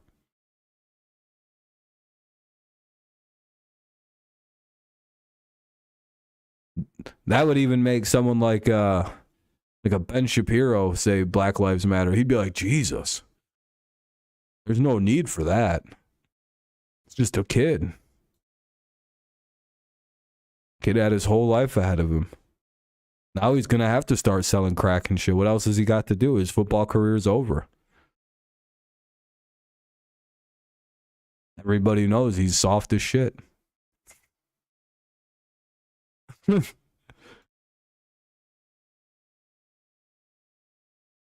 Like, you can't go back to practice the next day and think everything's just going to be cool. Like, oh, hey, everybody, how's it going?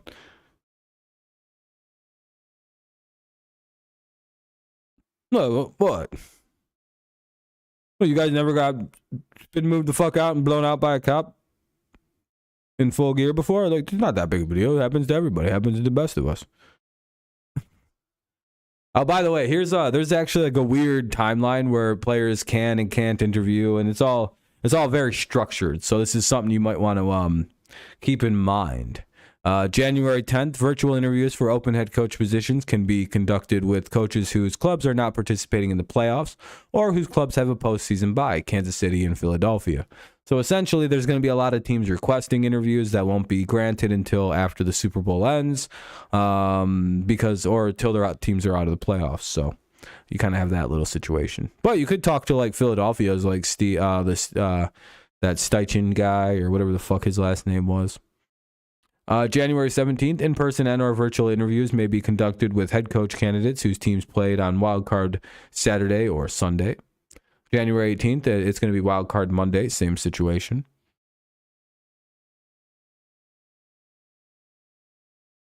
Panthers better back the fuck up. Kafka not going anywhere. There's a lot of teams that want Kafka. There's like 3 teams that want to interview this guy. They're like, let us see Kafka. You know, whenever I hear the last name Kafka, I'm like, that'd be hilarious if he was related to Franz Kafka, the writer or philosopher. I'd be like, damn, what a weird line, what a weird trajectory for that family bloodline. Yeah, we'll do a stream like that on Friday. I mean, I have my picks video out, but those are all these like tentative. But yeah, Friday I plan on doing like a full wild card weekend preview. Like always. Channel's formulaic.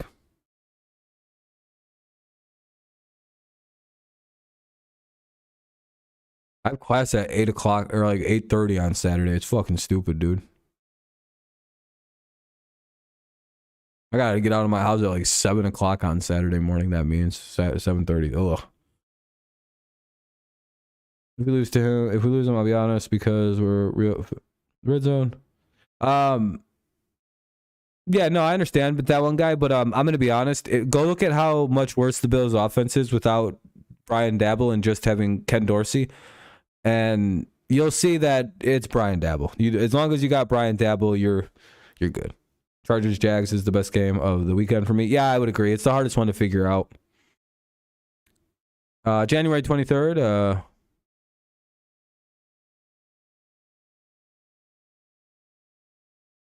Yeah, a lot of that's just like Depends on when your teams play to the Super Bowl and yada yada yada. There's rules for the playoffs and all that.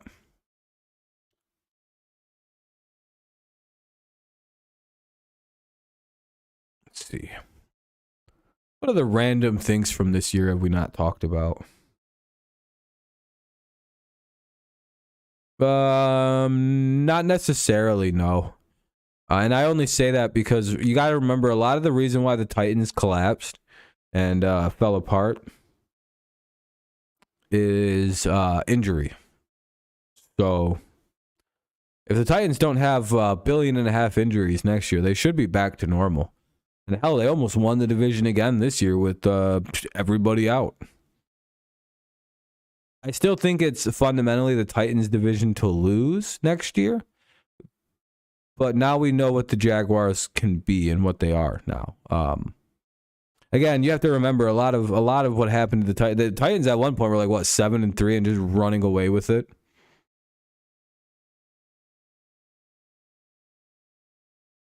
Think about what you just said, though. Think about how much strain and wear and tear and just fucking. They didn't have Tannehill. Like they didn't have key pieces. Okay, so they need to protect Tannehill a little bit better. You mean Nicholas? Last year they were able to win the 1 seed and still manage to do everything with Tannehill with all the injuries and everything. And then you look to this year, they lost Tannehill on top of a bunch of everybody else, basically.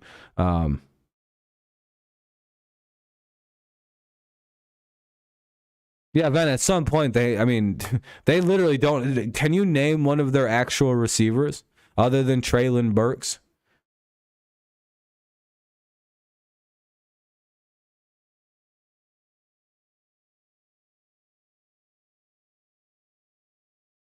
Like, dude, they're beyond injured. Their entire secondary's out. Tight ends are injured. Fucking Derrick Henry was injured half the year. Tannehill's out. Their linebackers are hurt. Their D-line is hurt. They got fucked by the AJ Brown trade. That was terrible. They're playing guys like Racey McMath out there and shit. Like, again, I understand. Like, yeah, other injured teams are out there, sure.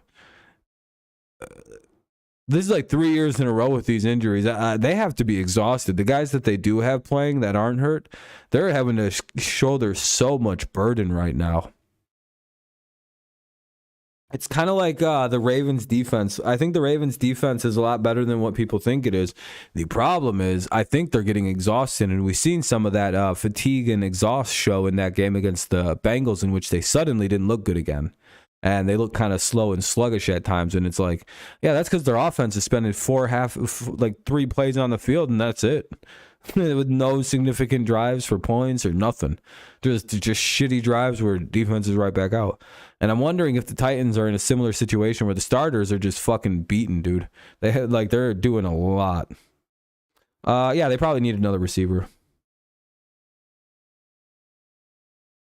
Again, you guys haven't done this for 3 years in a row of losing all your significant players, and then a bunch of random fucking role players step up, and like everybody's, dude. I don't think anyone understands the full scale of what's going on in Tennessee. Like, they've been so injured for 2 years now, 3 years in a row. The guys who are like available to play, they like. Can you imagine how exhausted these fucking dudes are? Having to like do like twice the effort because they're playing with practice squad guys for 3 years in a row now. They're having to practice like fucking maniacs to try to get these practice squad guys up to speed.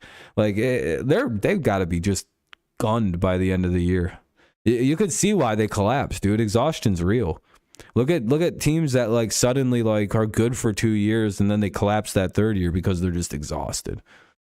Deep playoff runs, possible championship, like it's. I don't know.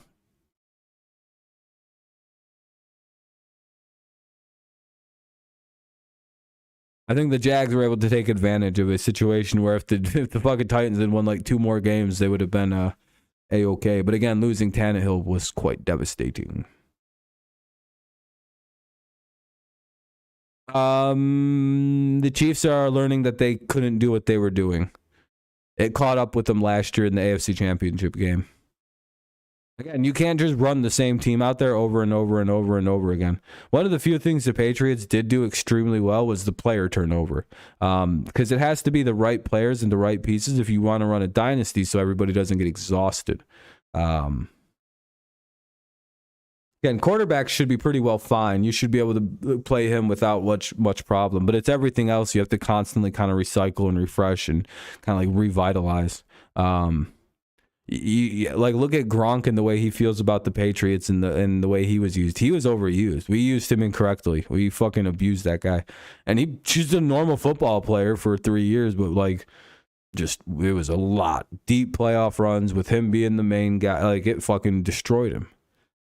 Like we're solely responsible for the way that guy in the NFL's careers went because his body just was not designed to do that. I don't know. You can definitely see the effects of stuff like that. No, because I think they're in a 2 to 3 year window where they should be Super Bowl competitive for like 2 more years after this year. At least 2 more years. But then that as soon as like Von Miller's contract like is due and he can't play football anymore, that's when things start getting bad for Buffalo. They don't have a ton of money as it is, as a franchise, as a team. And they're gonna get old pretty quick. Like they got some older players. Like Diggs is gonna get old pretty quick here. Gotta remember he was traded when he was 24, 26. What is Diggs 28? Getting up there for a wide receiver.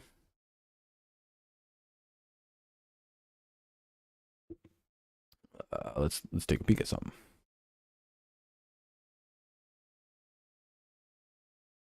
Julio Jones, 33. Doesn't look like that. He looks a lot older, huh?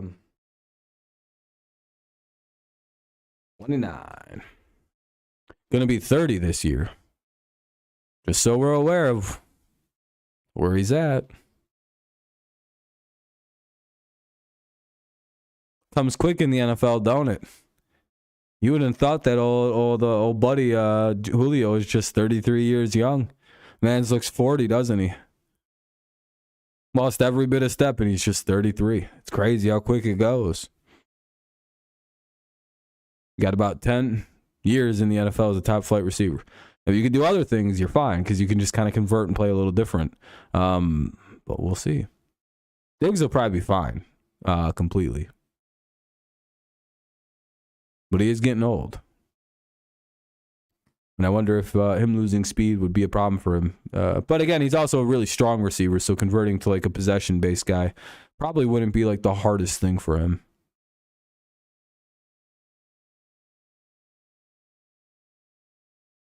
Oh, yeah, 100%. Yeah, they had a bunch of guys like in their upper 20s, early 30s, yeah. It's one of their problems. They're an older football team with the lofty contracts, and they're starting to get hurt. Whitworth got out at the right second. He was like, I got to get out of here. Yep. Yeah, again, so, the Bills, that's why I said the Bills are in about a 2-year window after this year. Again, they have Allen, so it could be prolonged, and they seem to draft really well, so that's not really too much of a concern.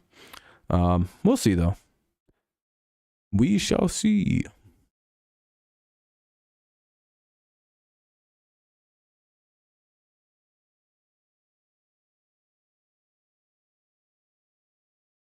They're going to keep fucking Ballard. I guess that's a way to go about it.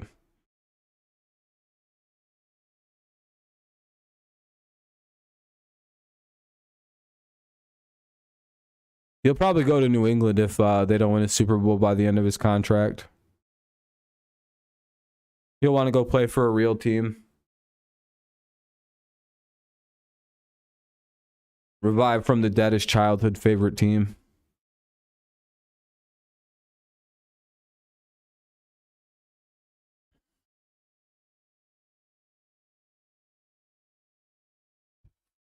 Me and Josh Allen, not all that different, really, they say. I'm a slightly better quarterback. He's a slightly better Patriots fan.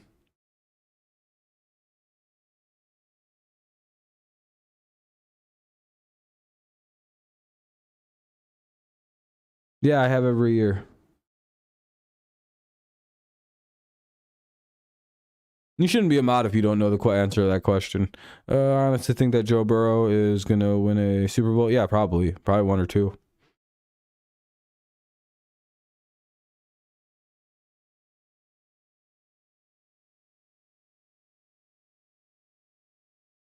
No, I'm going to just skip the NFL draft this year. I don't feel like covering it for some reason.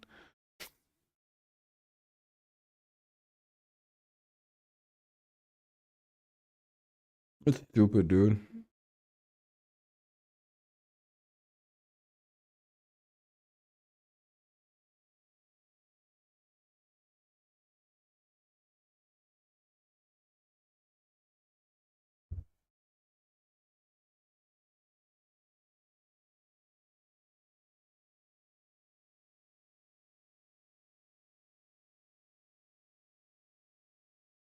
The one quarterback that will never win a Super Bowl, though, for me is Justin Herbert. I think they could.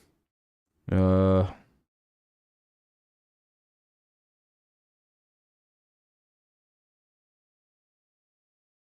no, I don't. I don't know. If it's that bad, what if he just leaves the Chargers? So you have to kind of think like, like you're implying that he just won't leave if it's that bad. Yeah, he's just gonna stay there forever. He's stuck there. If, he's not allowed to leave. Like, what do you mean he's not? Like, he can just leave. He's not like required to be there by law. If it's that bad, he can just leave and go win somewhere else. It's not impossible. Bro's like flabbergasted about he doesn't understand free agency yet somehow. It's like, hey, Nicholas, if it's that bad, he'll just leave. Like, I don't know. He's not stuck there.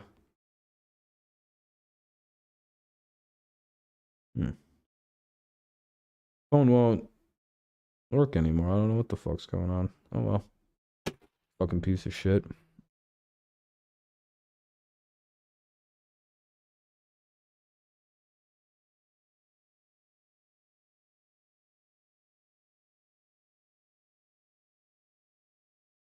Yeah, it's in the new NFL players. He's got no choice but to stick with them. It's a new rule.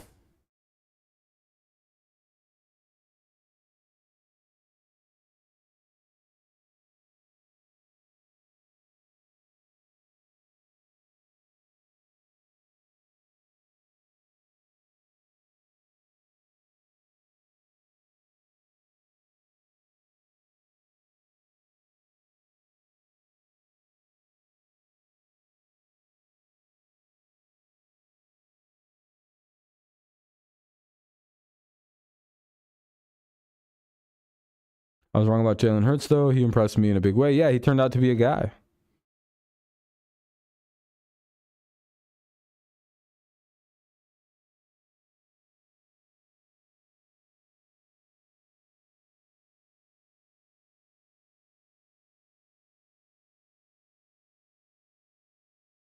My phone is deciding to break right now. I'm not really sure what the fuck's it doing.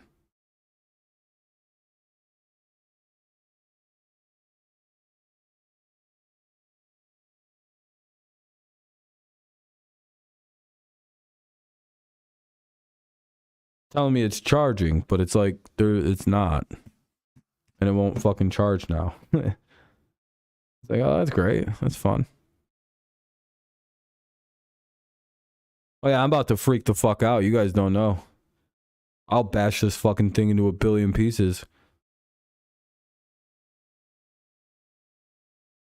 I have money coming tomorrow. I don't give a fuck anymore about this thing. It doesn't understand how limited its life is. It has no idea what the fuck mistake it's making right now. It literally has no idea how stupid it's being. I'll literally just go to the store at like 12 o'clock tomorrow and buy a new one. I don't give a fuck. Replace this piece of shit.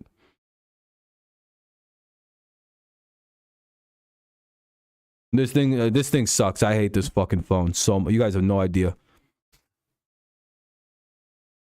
This thing from 2015 works better, and that's pretty fucking sad. I've had this since 2020 though. I don't know. It's got a lot of use out of it, I will say. I don't know. It's just fucking run down. Anyway, sorry about that. I'm no longer distracted. I'm just gonna have to deal with the fact that my phone's broken.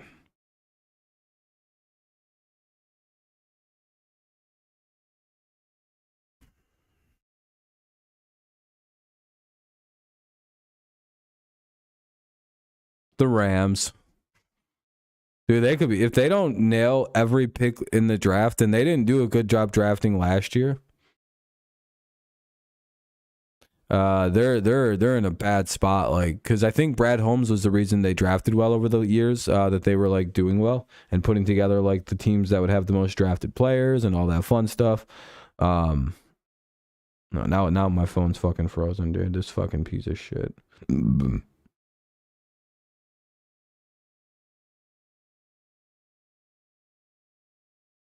Cardinals will be fine. They didn't trade away all their picks. No. I don't think Diop's problem was with fucking the coach. I think it's with the player, the quarterback of his, named Kyler Murray.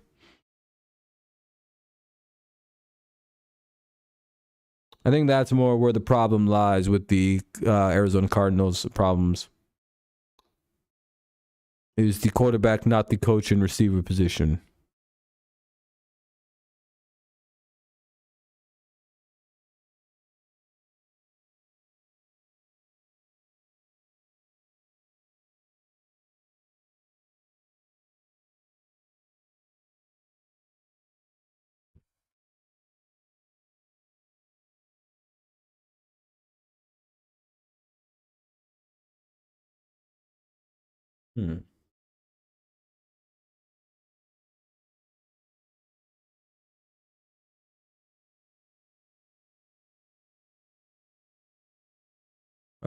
Is it me or is Kyler Murray sounding like a cancer? Yeah, he sounds like a cancer.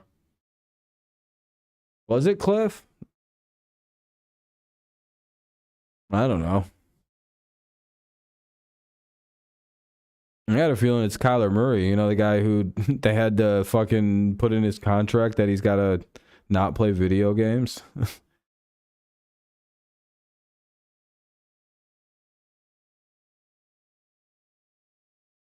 I can imagine that'd be pretty annoying if you're one of his receivers, that he'd rather fucking do random horse shit with FaZe Clan than fucking work on getting the game better. I don't know. All right, so that's fun. It's now it's just actively killing my battery, this fucking dumb horse shit.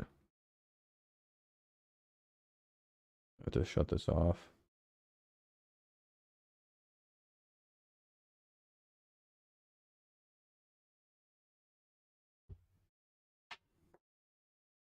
They're just yeah, I wouldn't necessarily put that on coaching. Yeah, I know you're just gonna blame Cliff Kingsbury, so I mean, can I even give you the nuance or no? All right, the answer is no. Okay. All right, I got it. All right. Yeah, it's all Cliff, 100%.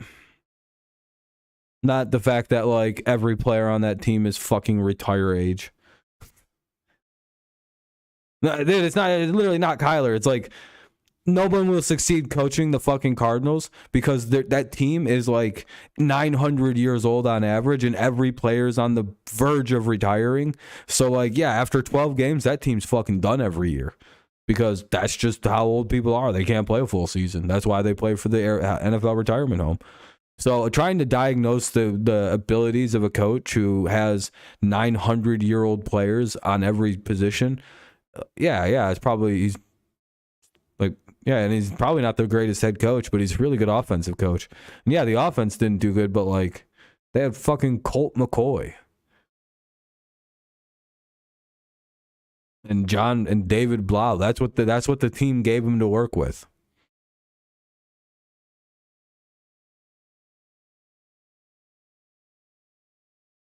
No, they weren't fluky starting. Again, that's the wrong word to use. Again, no, that's No, that's not the right word. They started 7-0 because they're a good football team for about 12 games, about 12 weeks. I've diagnosed this every year, and now everything just kind of fell apart this year. They're really old, dude. I don't know why everyone ignores this about the Cardinals, but they're like running guys like J.J. Watt and A.J. Green out there. And everyone's like, why aren't they able to finish the season so good? I don't know. Their team 10 years ago was a fucking Super Bowl team. Everybody's ancient. Like last year, they had fucking, or 2 years ago, they had, what was his name? Like James Harrison and shit was on the team, or Terrell Suggs. And it's like, what happened to their defense? It fell apart. Well, I don't know. Terrell Suggs got really tired after about week 13. It's going good, Phil. How's your week going? That's more the problem with the Cardinals and Kyler Murray. I don't think he's a good quarterback.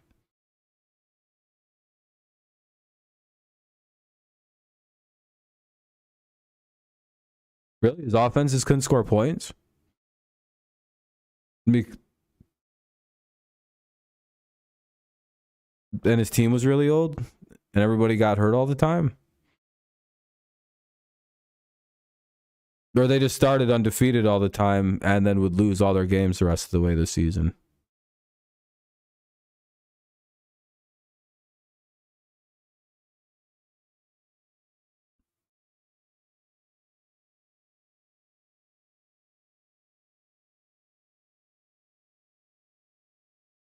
Okay. Again, no one's hiring this fucking dude as a head coach.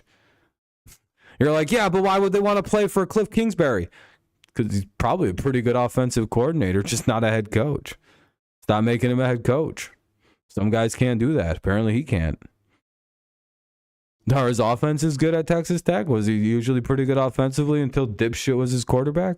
Hell, even Colt McCoy and David Blau, David Blau sucks. Can't really do anything with him. But even Colt McCoy was halfway decent, and then he got hurt because the wind blew.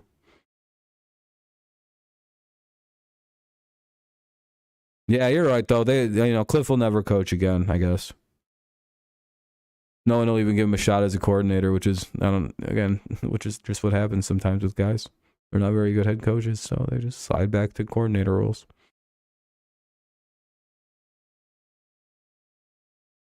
Yeah, but you're acting like it's asinine to even think like people would offer him a job, or like players wouldn't want to go there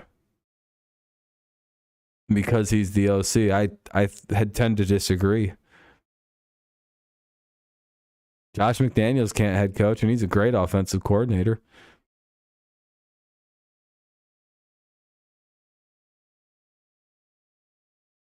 Seems like Brady's itching to get back to him.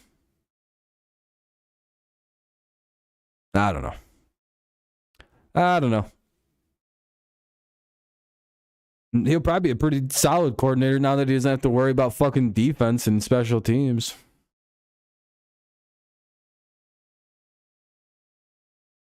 Yeah, I don't care. I don't even want my team in the playoffs this year. This will force him to do some dramatic change, hopefully, and not just like tread course. So I'm glad we're not in. Hopefully that means we do some big moves.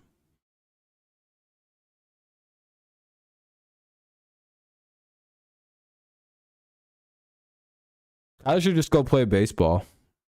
It's way less involved than this shit. Plus he got hurt already. It's like, all right, I'm done. Fuck that. I'm too little. This game's fucking. I'm 5'8". I shouldn't be doing this. I had fun, guys, but I'm gonna go play baseball now, or just go play video games and shit. I can make a lot of money. Again, and Kyler's good. I don't know about the height thing. Like so I'm like, all right, he might actually be a little too small. If he just dipped and went and played baseball, I'd be like, yeah, that makes more sense. That's way less shitty than whatever he is dealing with. Yeah, no, I do agree though, Ben, that I don't think Cliff's a head coach material. I don't think he can do a full. I don't know what it is. Coordinator, yeah, he screams coordinator. He screams really good coordinator. But again, the whole thing, I think something fucks up. I just don't think he's got like the brain or the head coach. I just don't think he's got that. Like McVay's a head coach. Like you're gonna be like, all right, yeah, that's an easy C. Shanahan, easy head coach.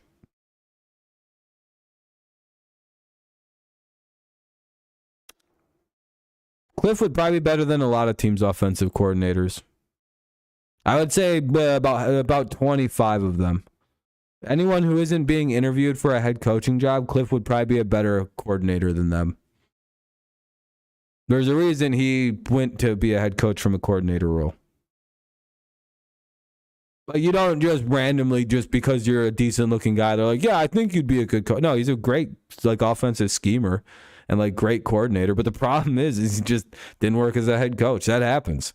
I mean, look at Vic Fangio. That guy's tried to be a head coach for like fucking 30 years now, and he just sucks at it. Guess what? You put him in front of a defense, he can coordinate the shit out of it. Wade Phillips, very similar situation. He failed out of the league because he just couldn't be a head coach. And they're like, we're tired of giving your old-ass defensive coordinator roles. You're fucking 80 years old, Wade. Just retire. There's nothing personal against these guys. They're just, Hall of Fame level coordinators just don't got that like weird head coach switch. And I think Cliff's one of those guys. Patricia's one of those guys where I think McDaniels, sadly, I think is one of them guys that just isn't a head coach. Unreal coordinator, unreal talent, but it's just never going to click. They'd trade Kyler? Yeah, but no one, I don't know. He's injured. I don't know if anyone's going to trade for him. Bad attitude problems, concerns about reading playbooks. Kyler is kind of hard to trade. Yeah, a lot. Like Nathaniel Hackett doesn't seem like he's going to be. Yeah, exactly. Hackett doesn't seem like he's going to be. Like, he's a great coordinator. Just probably should just go back to Green Bay and be the fucking OC. It's probably where he'd shine. That's what he's good at. He's good at calling plays, scripting up plays, diagnosing defense, and just going at it like that. And that's important in today's NFL. It's very important to have a good coordinator. Like, I don't think that Ben Johnson is going to be a good head coach. Like, I don't know why he's already interviewing for head coaching jobs. He seems a little too early.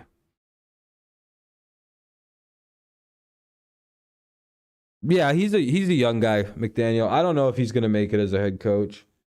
He's got his personality and demeanor's fun and everything like that, but like something tells me if the Dolphins have a bad run again, like he definitely started changing a little bit towards the end of that losing streak. He was a lot less fun and a lot less, I don't know, a lot less, you could see his personality, like he was stressing a little bit at the end, and it's like, uh-oh, you can't be changing just because you're stressing a little bit.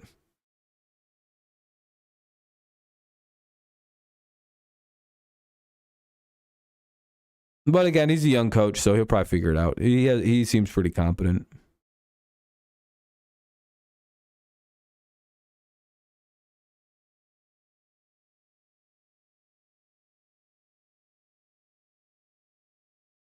I think that's a bit unfair there, Phil. He has to figure out how to stop your offense with everybody hurt on his defense. Yeah, I think it's hard to judge a coach in their first couple of years. I seen a graphic where you could look at like first couple of year coaches and see what like all the greats did in their first couple of years, and they never do good.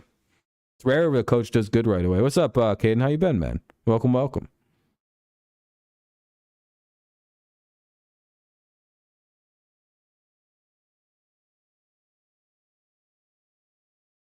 Fuck him. They're going to fire me. He probably knew he was getting fired, so he's like, let's win this fucking game. And he went out and win and ruined their draft pick. I hope that's what happened. He went and won that game on purpose. And Tua probably is not going to play. So, I mean, I don't know if he's playing or not. Does anybody know about that yet? I thought they were trending toward him playing in this game. Been busy lately, haven't been able to watch. Hey, you're fine, man. I'm nice to see you, man. Hopefully, just tune in when you can. You know how I am. I'm easy. Lovey slightly hinted that. That's what I thought happened. That's what it seemed like. They blew the draft pick on purpose because he got fired. We'll have more clarity tomorrow if he's playing. Yeah, I was going to say it's still kind of early in the injuries.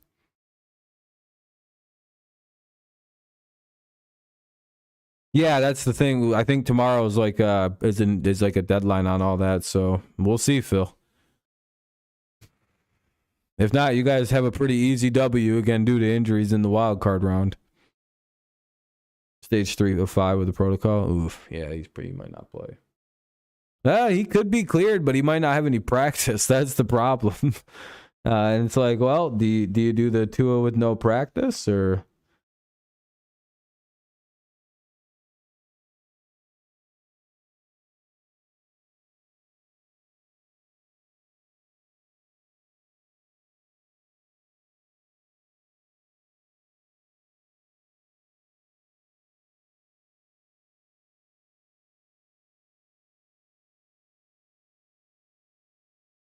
Right now he's at stage 2, so I assume he's pretty much 50-50.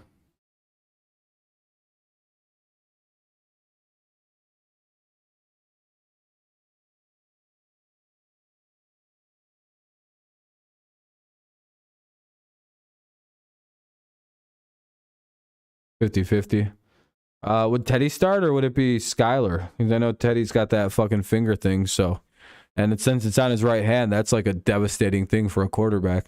By the way, I'm gonna be live for another 10 minutes, and that'll put us at midnight, and that'll be a nice 2-hour and 15-minute stream. I don't know if anyone noticed, but the times flew by. I didn't even realize them. I just looked down and I went, damn, I've been live for 2 hours.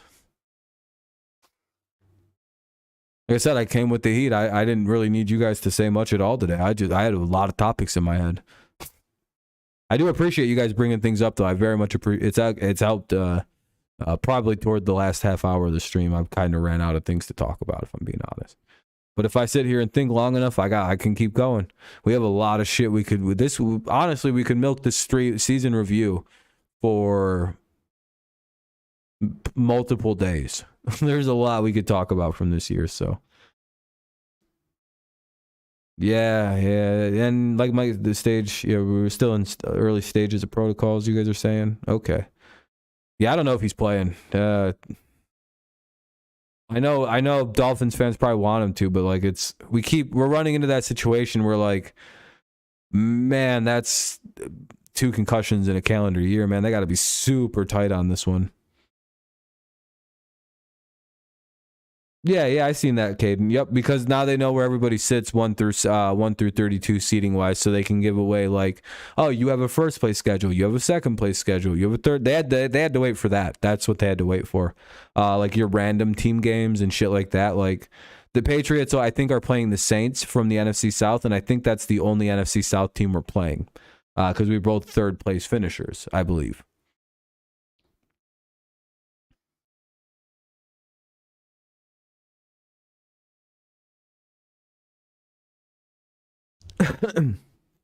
Panthers, yeah, that's right. AFC plays at AFC plays NFC South.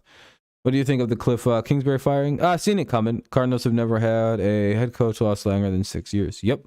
Only reason that happened one time is because I believe Bruce Arians got sick. I'll look at something. I'll deal with that when I'm done stream.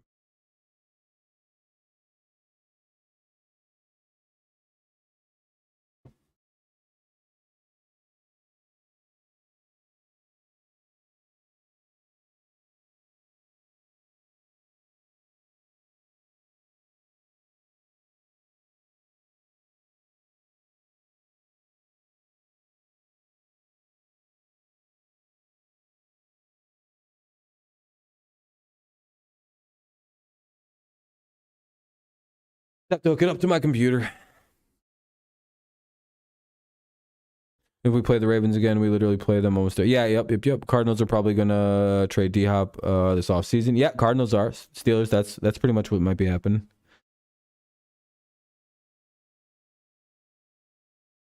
Looking forward to every game next season. Yeah, next season's gonna be fun. For the Patriots especially. Playing the NFC East. Cowboys, Giants, Eagles, Commanders. Giants are going down. Hong. Don't stand no chance in Hong.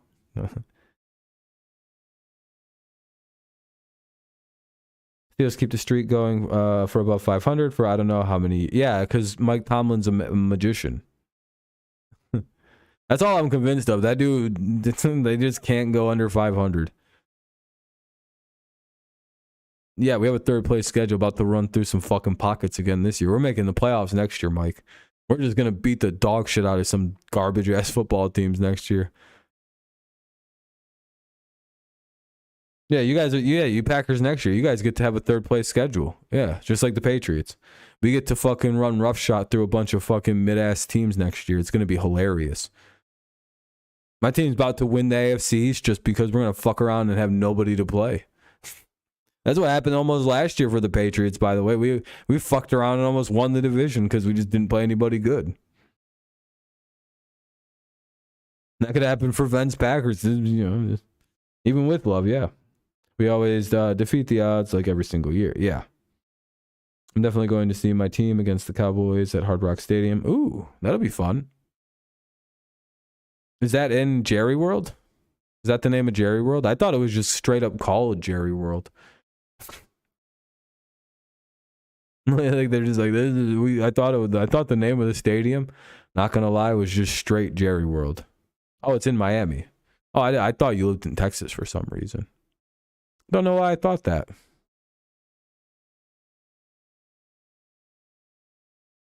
Play the Cowboys at home. Oh, okay.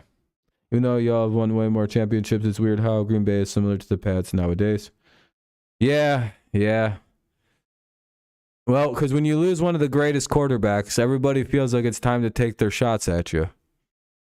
And everybody dogpiles the end of the run. The Packers fans uniquely know exactly what Patriots fans are going through now. Cleveland will be a dumpster fire. I think Cleveland's going to be pretty good. Especially since they're probably going to be one of the front runners to get DeAndre Hopkins, as you mentioned. Steelers Nation. You do know that, like, I would put the Browns, the Patriots, the Packers, and the obvious front runner teams, like the Chiefs, the Ravens, all those teams, in line for DeAndre. But my number one team is like the Browns and Patriots. Browns have unlimited money somehow. Them motherfuckers never run out of money. Have you guys ever noticed this? They always have like 80 million in cap space. It's fucking dog shit, dude. It's like, how? How do you have all these fucking good players and you're not paying nobody? It's just him and DeAndre Hopkins, Deshaun Watson have such a good fucking relationship with each other. Yeah, the Ravens. I would say the Ravens, the Browns, the Patriots. Steelers aren't going to give up one of their rookie. They're not going to give up Pickens, which is what the Cardinals would want in a trade. No,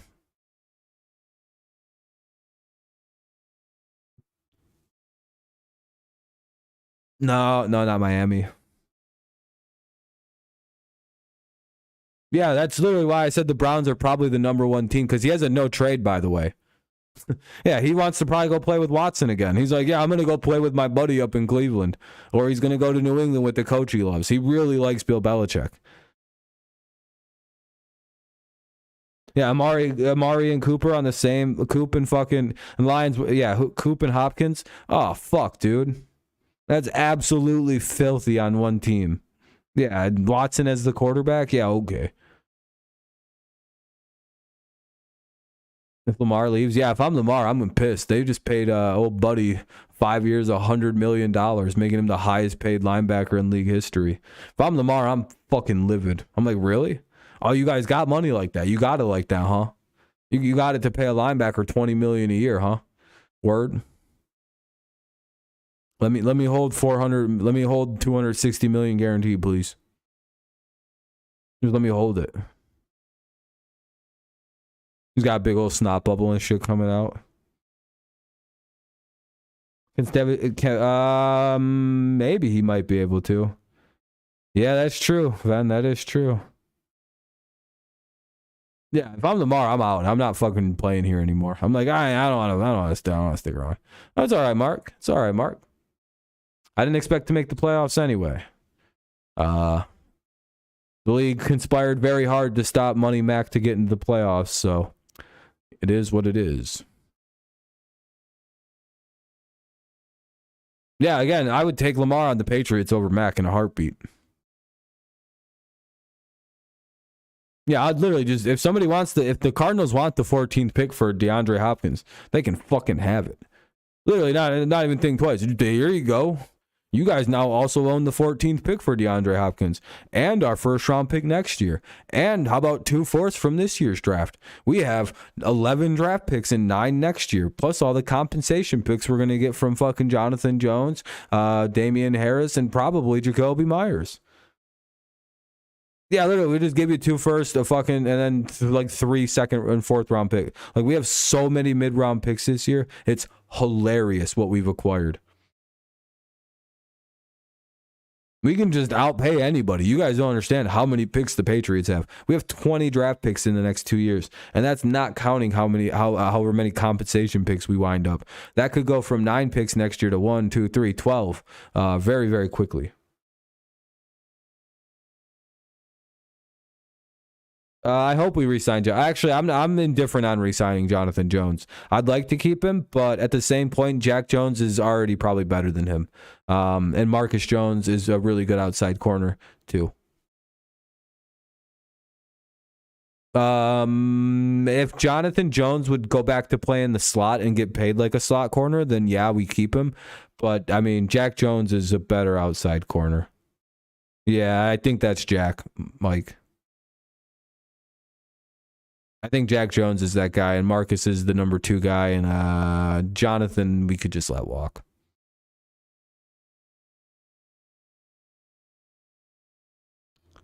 I see the Patriots, if we stay drafting at 14, drafting Joey Porter Jr., so if no one else takes him and the Patriots are sitting there at 14, 1,000% the Patriots are going to draft a guy like Joey Porter Jr. Good legacy with Joey Porter. His dad was a fucking animal in the NFL. And he's really good, and he fits he'd fit the Patriots so well. Mike, I'd look him up. There's a very good chance we're drafting Joey Porter. Oh yeah, dude, and like him at 14 is not crazy. Wherever I think we pick at 14, 15. So no, because we can draft later in the draft for those.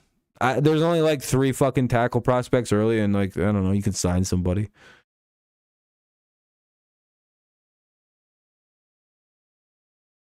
Yeah, I hope Lamar doesn't go to the Jets. He's probably going to he probably goes to your team. Yeah, it's either tackle or corner. Probably tackle, though, because it's probably a more pressing situation. Jamar Gibbs? Yeah, I would say you guys need a running back. Why not the first? Oh, never mind. Sorry, Miami. Never mind. Too soon? I didn't mean to tamper with your feelings or anything like that. I hope I didn't tank any friendships here.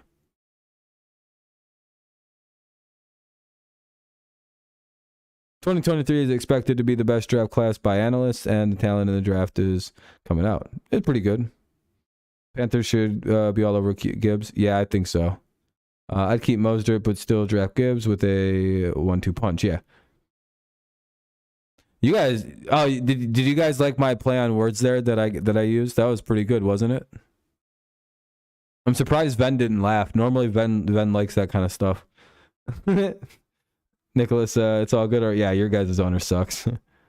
Jacobs, Pollard, and free agency. Yeah, I was gonna say, why not just go after Jacobs? Ven, I was like, the Dolphin. I didn't mean to offend that. I hope I didn't. What did I say? I said something really good. I was like, I hope the Dolphins. I said like, oh, the Dolphins. Why don't the Dolphins just draft Gibbs with their first round pick? Oh, wait, they don't got one. I hope I didn't. I didn't mean to tamper with anyone's feelings. I hope I didn't, or expectations or feelings, and I hope I didn't, tank anyone's friendship here. Just using hilarious words where they're like, fucking shut up, dude. Your team literally cheats all the time. Shut up. Why are you allowed to even talk shit? You're literally a Patriots fan. Yeah, Jacobs to the Dolphins would make a lot of sense, just because he kind of is like the idea player you'd want to put into like a McDaniel / Shanahan player alongside like a McCaffrey's the perfect player for McShanahan for the Dolphins, but like he's never leaving San Francisco. That's done. He's there for life. You don't have cap space? Yeah, cap isn't real. Well, now they're going to sign him? Yeah, that's probably for the best. That's the retarded to suggest otherwise. I don't even know what McDaniels is doing. It's like, Josh, you need a running back. Your offenses like depend on good running backs. Oh, yeah, I forgot about that.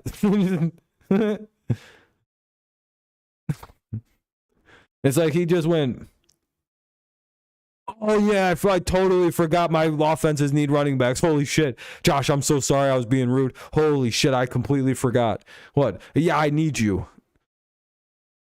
Yeah, I know you do. No, like, I shit the bed. I forgot. Like, I need a really good running back in my offense. I think we can fork up the cap space. We have like 27 free. Yeah, exactly. Caden, also cash over cap. You guys have a pretty rich owner, so... Unless Raiders pull an Eagles and trade Jacobs like AJB, Jacobs should be okay. Is that the new expectations? We're in a really weird situation with Johnson. He led the league in catches and receiving yards without a single TD. Might be the most bizarre stat in football. That happened for Jacoby Myers. He didn't lead anything, but like he went like 2 years without a touchdown catch. Shit was crazy. With Bradley Chubb, yeah, $100 million to him was hilarious. Well, I think Chubb was also injured. You guys took like a fucking injured player for some reason. I'm not really sure why you guys did that. I mean, like he was clearly like barely playing with the Broncos, and like a bunch of people were like, "No, he's only not playing because he doesn't want to be there."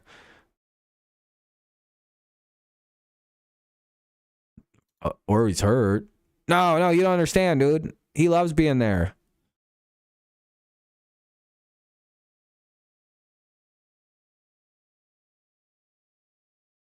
In fact, he actually prays that he never leaves. I don't even know what I was doing. I forgot what I was talking about. Oh no, yeah, like a player playing injured in Denver, and then yeah, Chubb. Chubb is healthy. He thinks he'll be fine. Yeah, I'm sorry. I've been live for too long. I didn't even remember what I was making fun of. Yeah, draft wide receivers. Well, Pickens might be. Yeah, Pickens is a monster. If he doesn't lose his mind, he's a legitimate monster. Deontay Johnson should ask for a trade. Yeah, he should. Yeah, he should be out of there.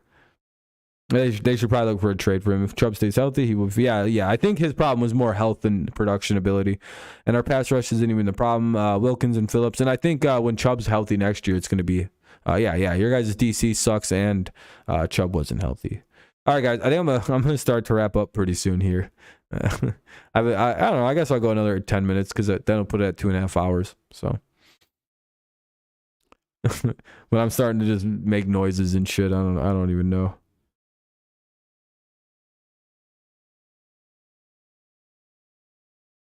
AB had a picture of him on a balcony. I'm glad people are starting to care less and less about AB and his crazy antics. Now he's just tweet. It was like he went on that weird like fuck Tom Brady thing and started like trying to make Brady seem like a weird guy for like sending texts like, Antonio, you're a great guy. I hope you get your stuff figured out, and because when you're doing you're an amazing guy, and everyone's rooting for you. And then he's like, look how awful Tom is. And I think that's where everybody stopped being on AB's side. When he started posting those weird messages of like,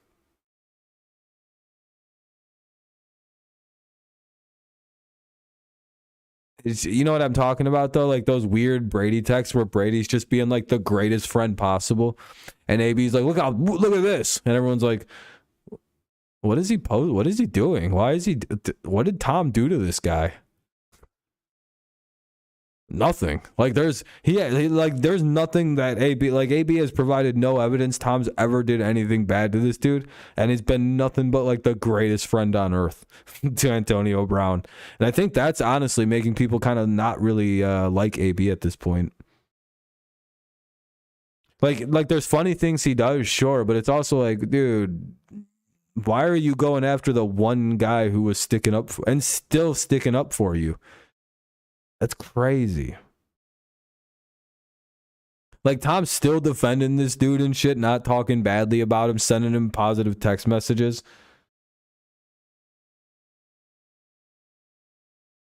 Yeah, you know why Tom don't care, though? Have you seen Tom's new girlfriend? Jesus Christ. Tom's like, I got a new supermodel girlfriend. You can have her, AB. That's cool, man. How was it? He just, you know what? That'd be the most annoying thing. You think you're getting one over on Tom, and he'd be like, oh, that's nice, man. I hope you and Giselle have a good time together. I got a new supermodel girlfriend.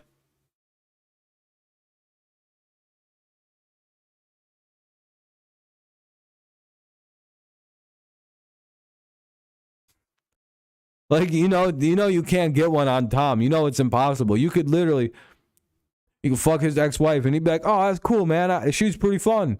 I hope you enjoy spending time with her. Be like, I'm trying to make you upset, Tom. Get angry. Why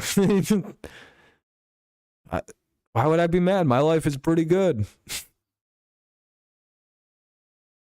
I'm 45. I could still throw a football 60 yards for no particular reason.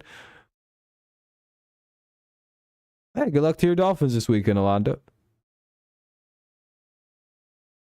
Like, he's dating a fucking one of the hottest supermodels I've ever. Like, the dude doesn't take L's.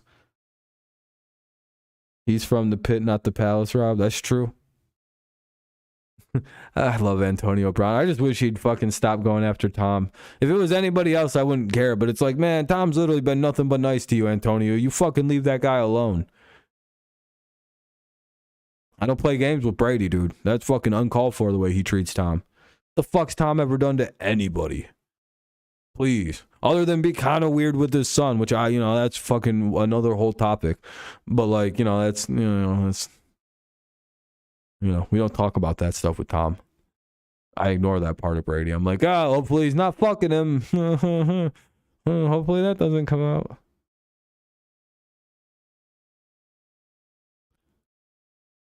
Just have to pretend I never supported that guy. I'm not a big Brady guy anyway, I fucking never really. I think the whole time he played with the Patriots and the fucking Buccaneers, he lived with Tom. And then he was living with Tom up until he went crazy against the Jets. That's the wildest thing about that whole situation. Pretty sure he was still living there after that. I don't know when AB got his own place.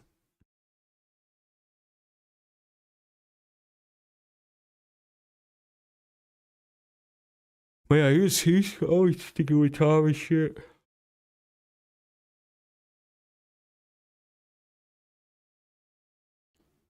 All right, though, everybody.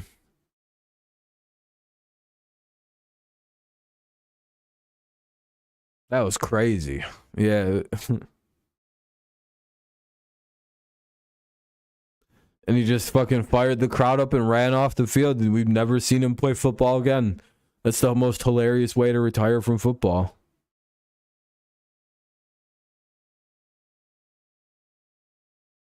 I mean, AB got old. I mean, he'd probably be done playing anyway in the next couple of years. He is pretty old now. Like, and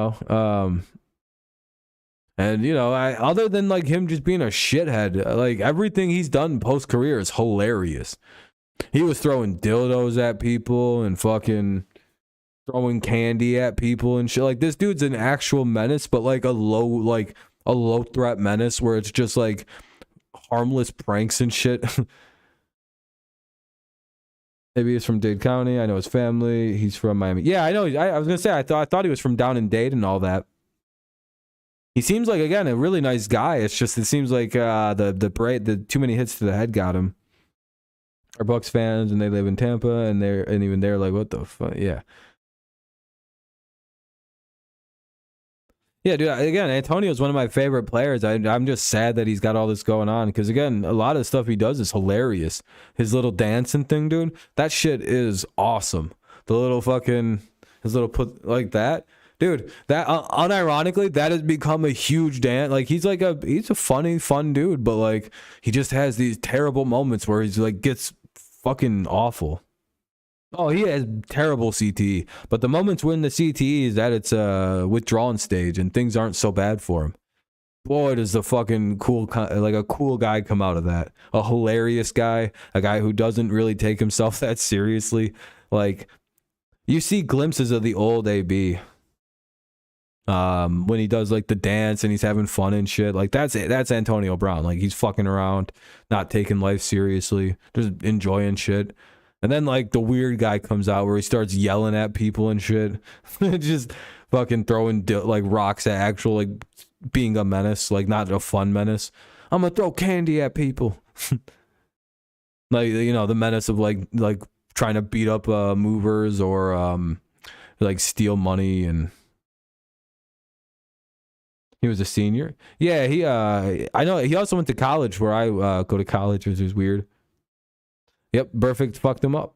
That was the start of it all. But all right, everybody, it's been 2.5 hours, so nah, you shouldn't say that. You shouldn't hope for that. But his kids will probably be fine. Hopefully, they just don't take too much head damage. All right, everybody, thank you guys for a fun ass stream tonight. I appreciate everyone sticking around and having fun chit chatting. I'm just gonna get out of here because, again, I've been live for 2.5 hours and it's like 12:15 by me, and you know, I do have like stuff I gotta get ready for and do tomorrow. Got classes. Ugh. So, alrighty, everybody, thank you so much. We'll be live again tomorrow at evening. Let's see, it'll be Wednesday. I don't know what I'm gonna do tomorrow. I might play some games. Have a good night, Nathan. You're wearing your white dolphin skirt. Oh, that's nice, Alonda. But it's pretty cold to be wearing a mini skirt. It's like 30 degrees. Oh, I forget you live in probably Florida. So it's like, it's literally like 80 degrees here. What are you talking about? Fucking 30. I'd kill myself if it was that cold in Florida. But anyway, yeah, I don't even know why I thought that. I was like, how are you wearing skirts? It's like 30 degrees. I'm fucking so like Michigan centric. It's terrible. All right. That's it for me. I'll see you guys tomorrow. It's windy as fuck in Miami. Well, there you go. Well, that probably sucks. Still probably beats up here. It's fucking 30 and windy. Ugh. All right, everyone. I'll see you guys tomorrow. I don't know what I'm going to do yet. We'll figure it out. All right, go Lions, go Tigers, and of course, it's always go Patriots. Fun stream. Thanks for listening.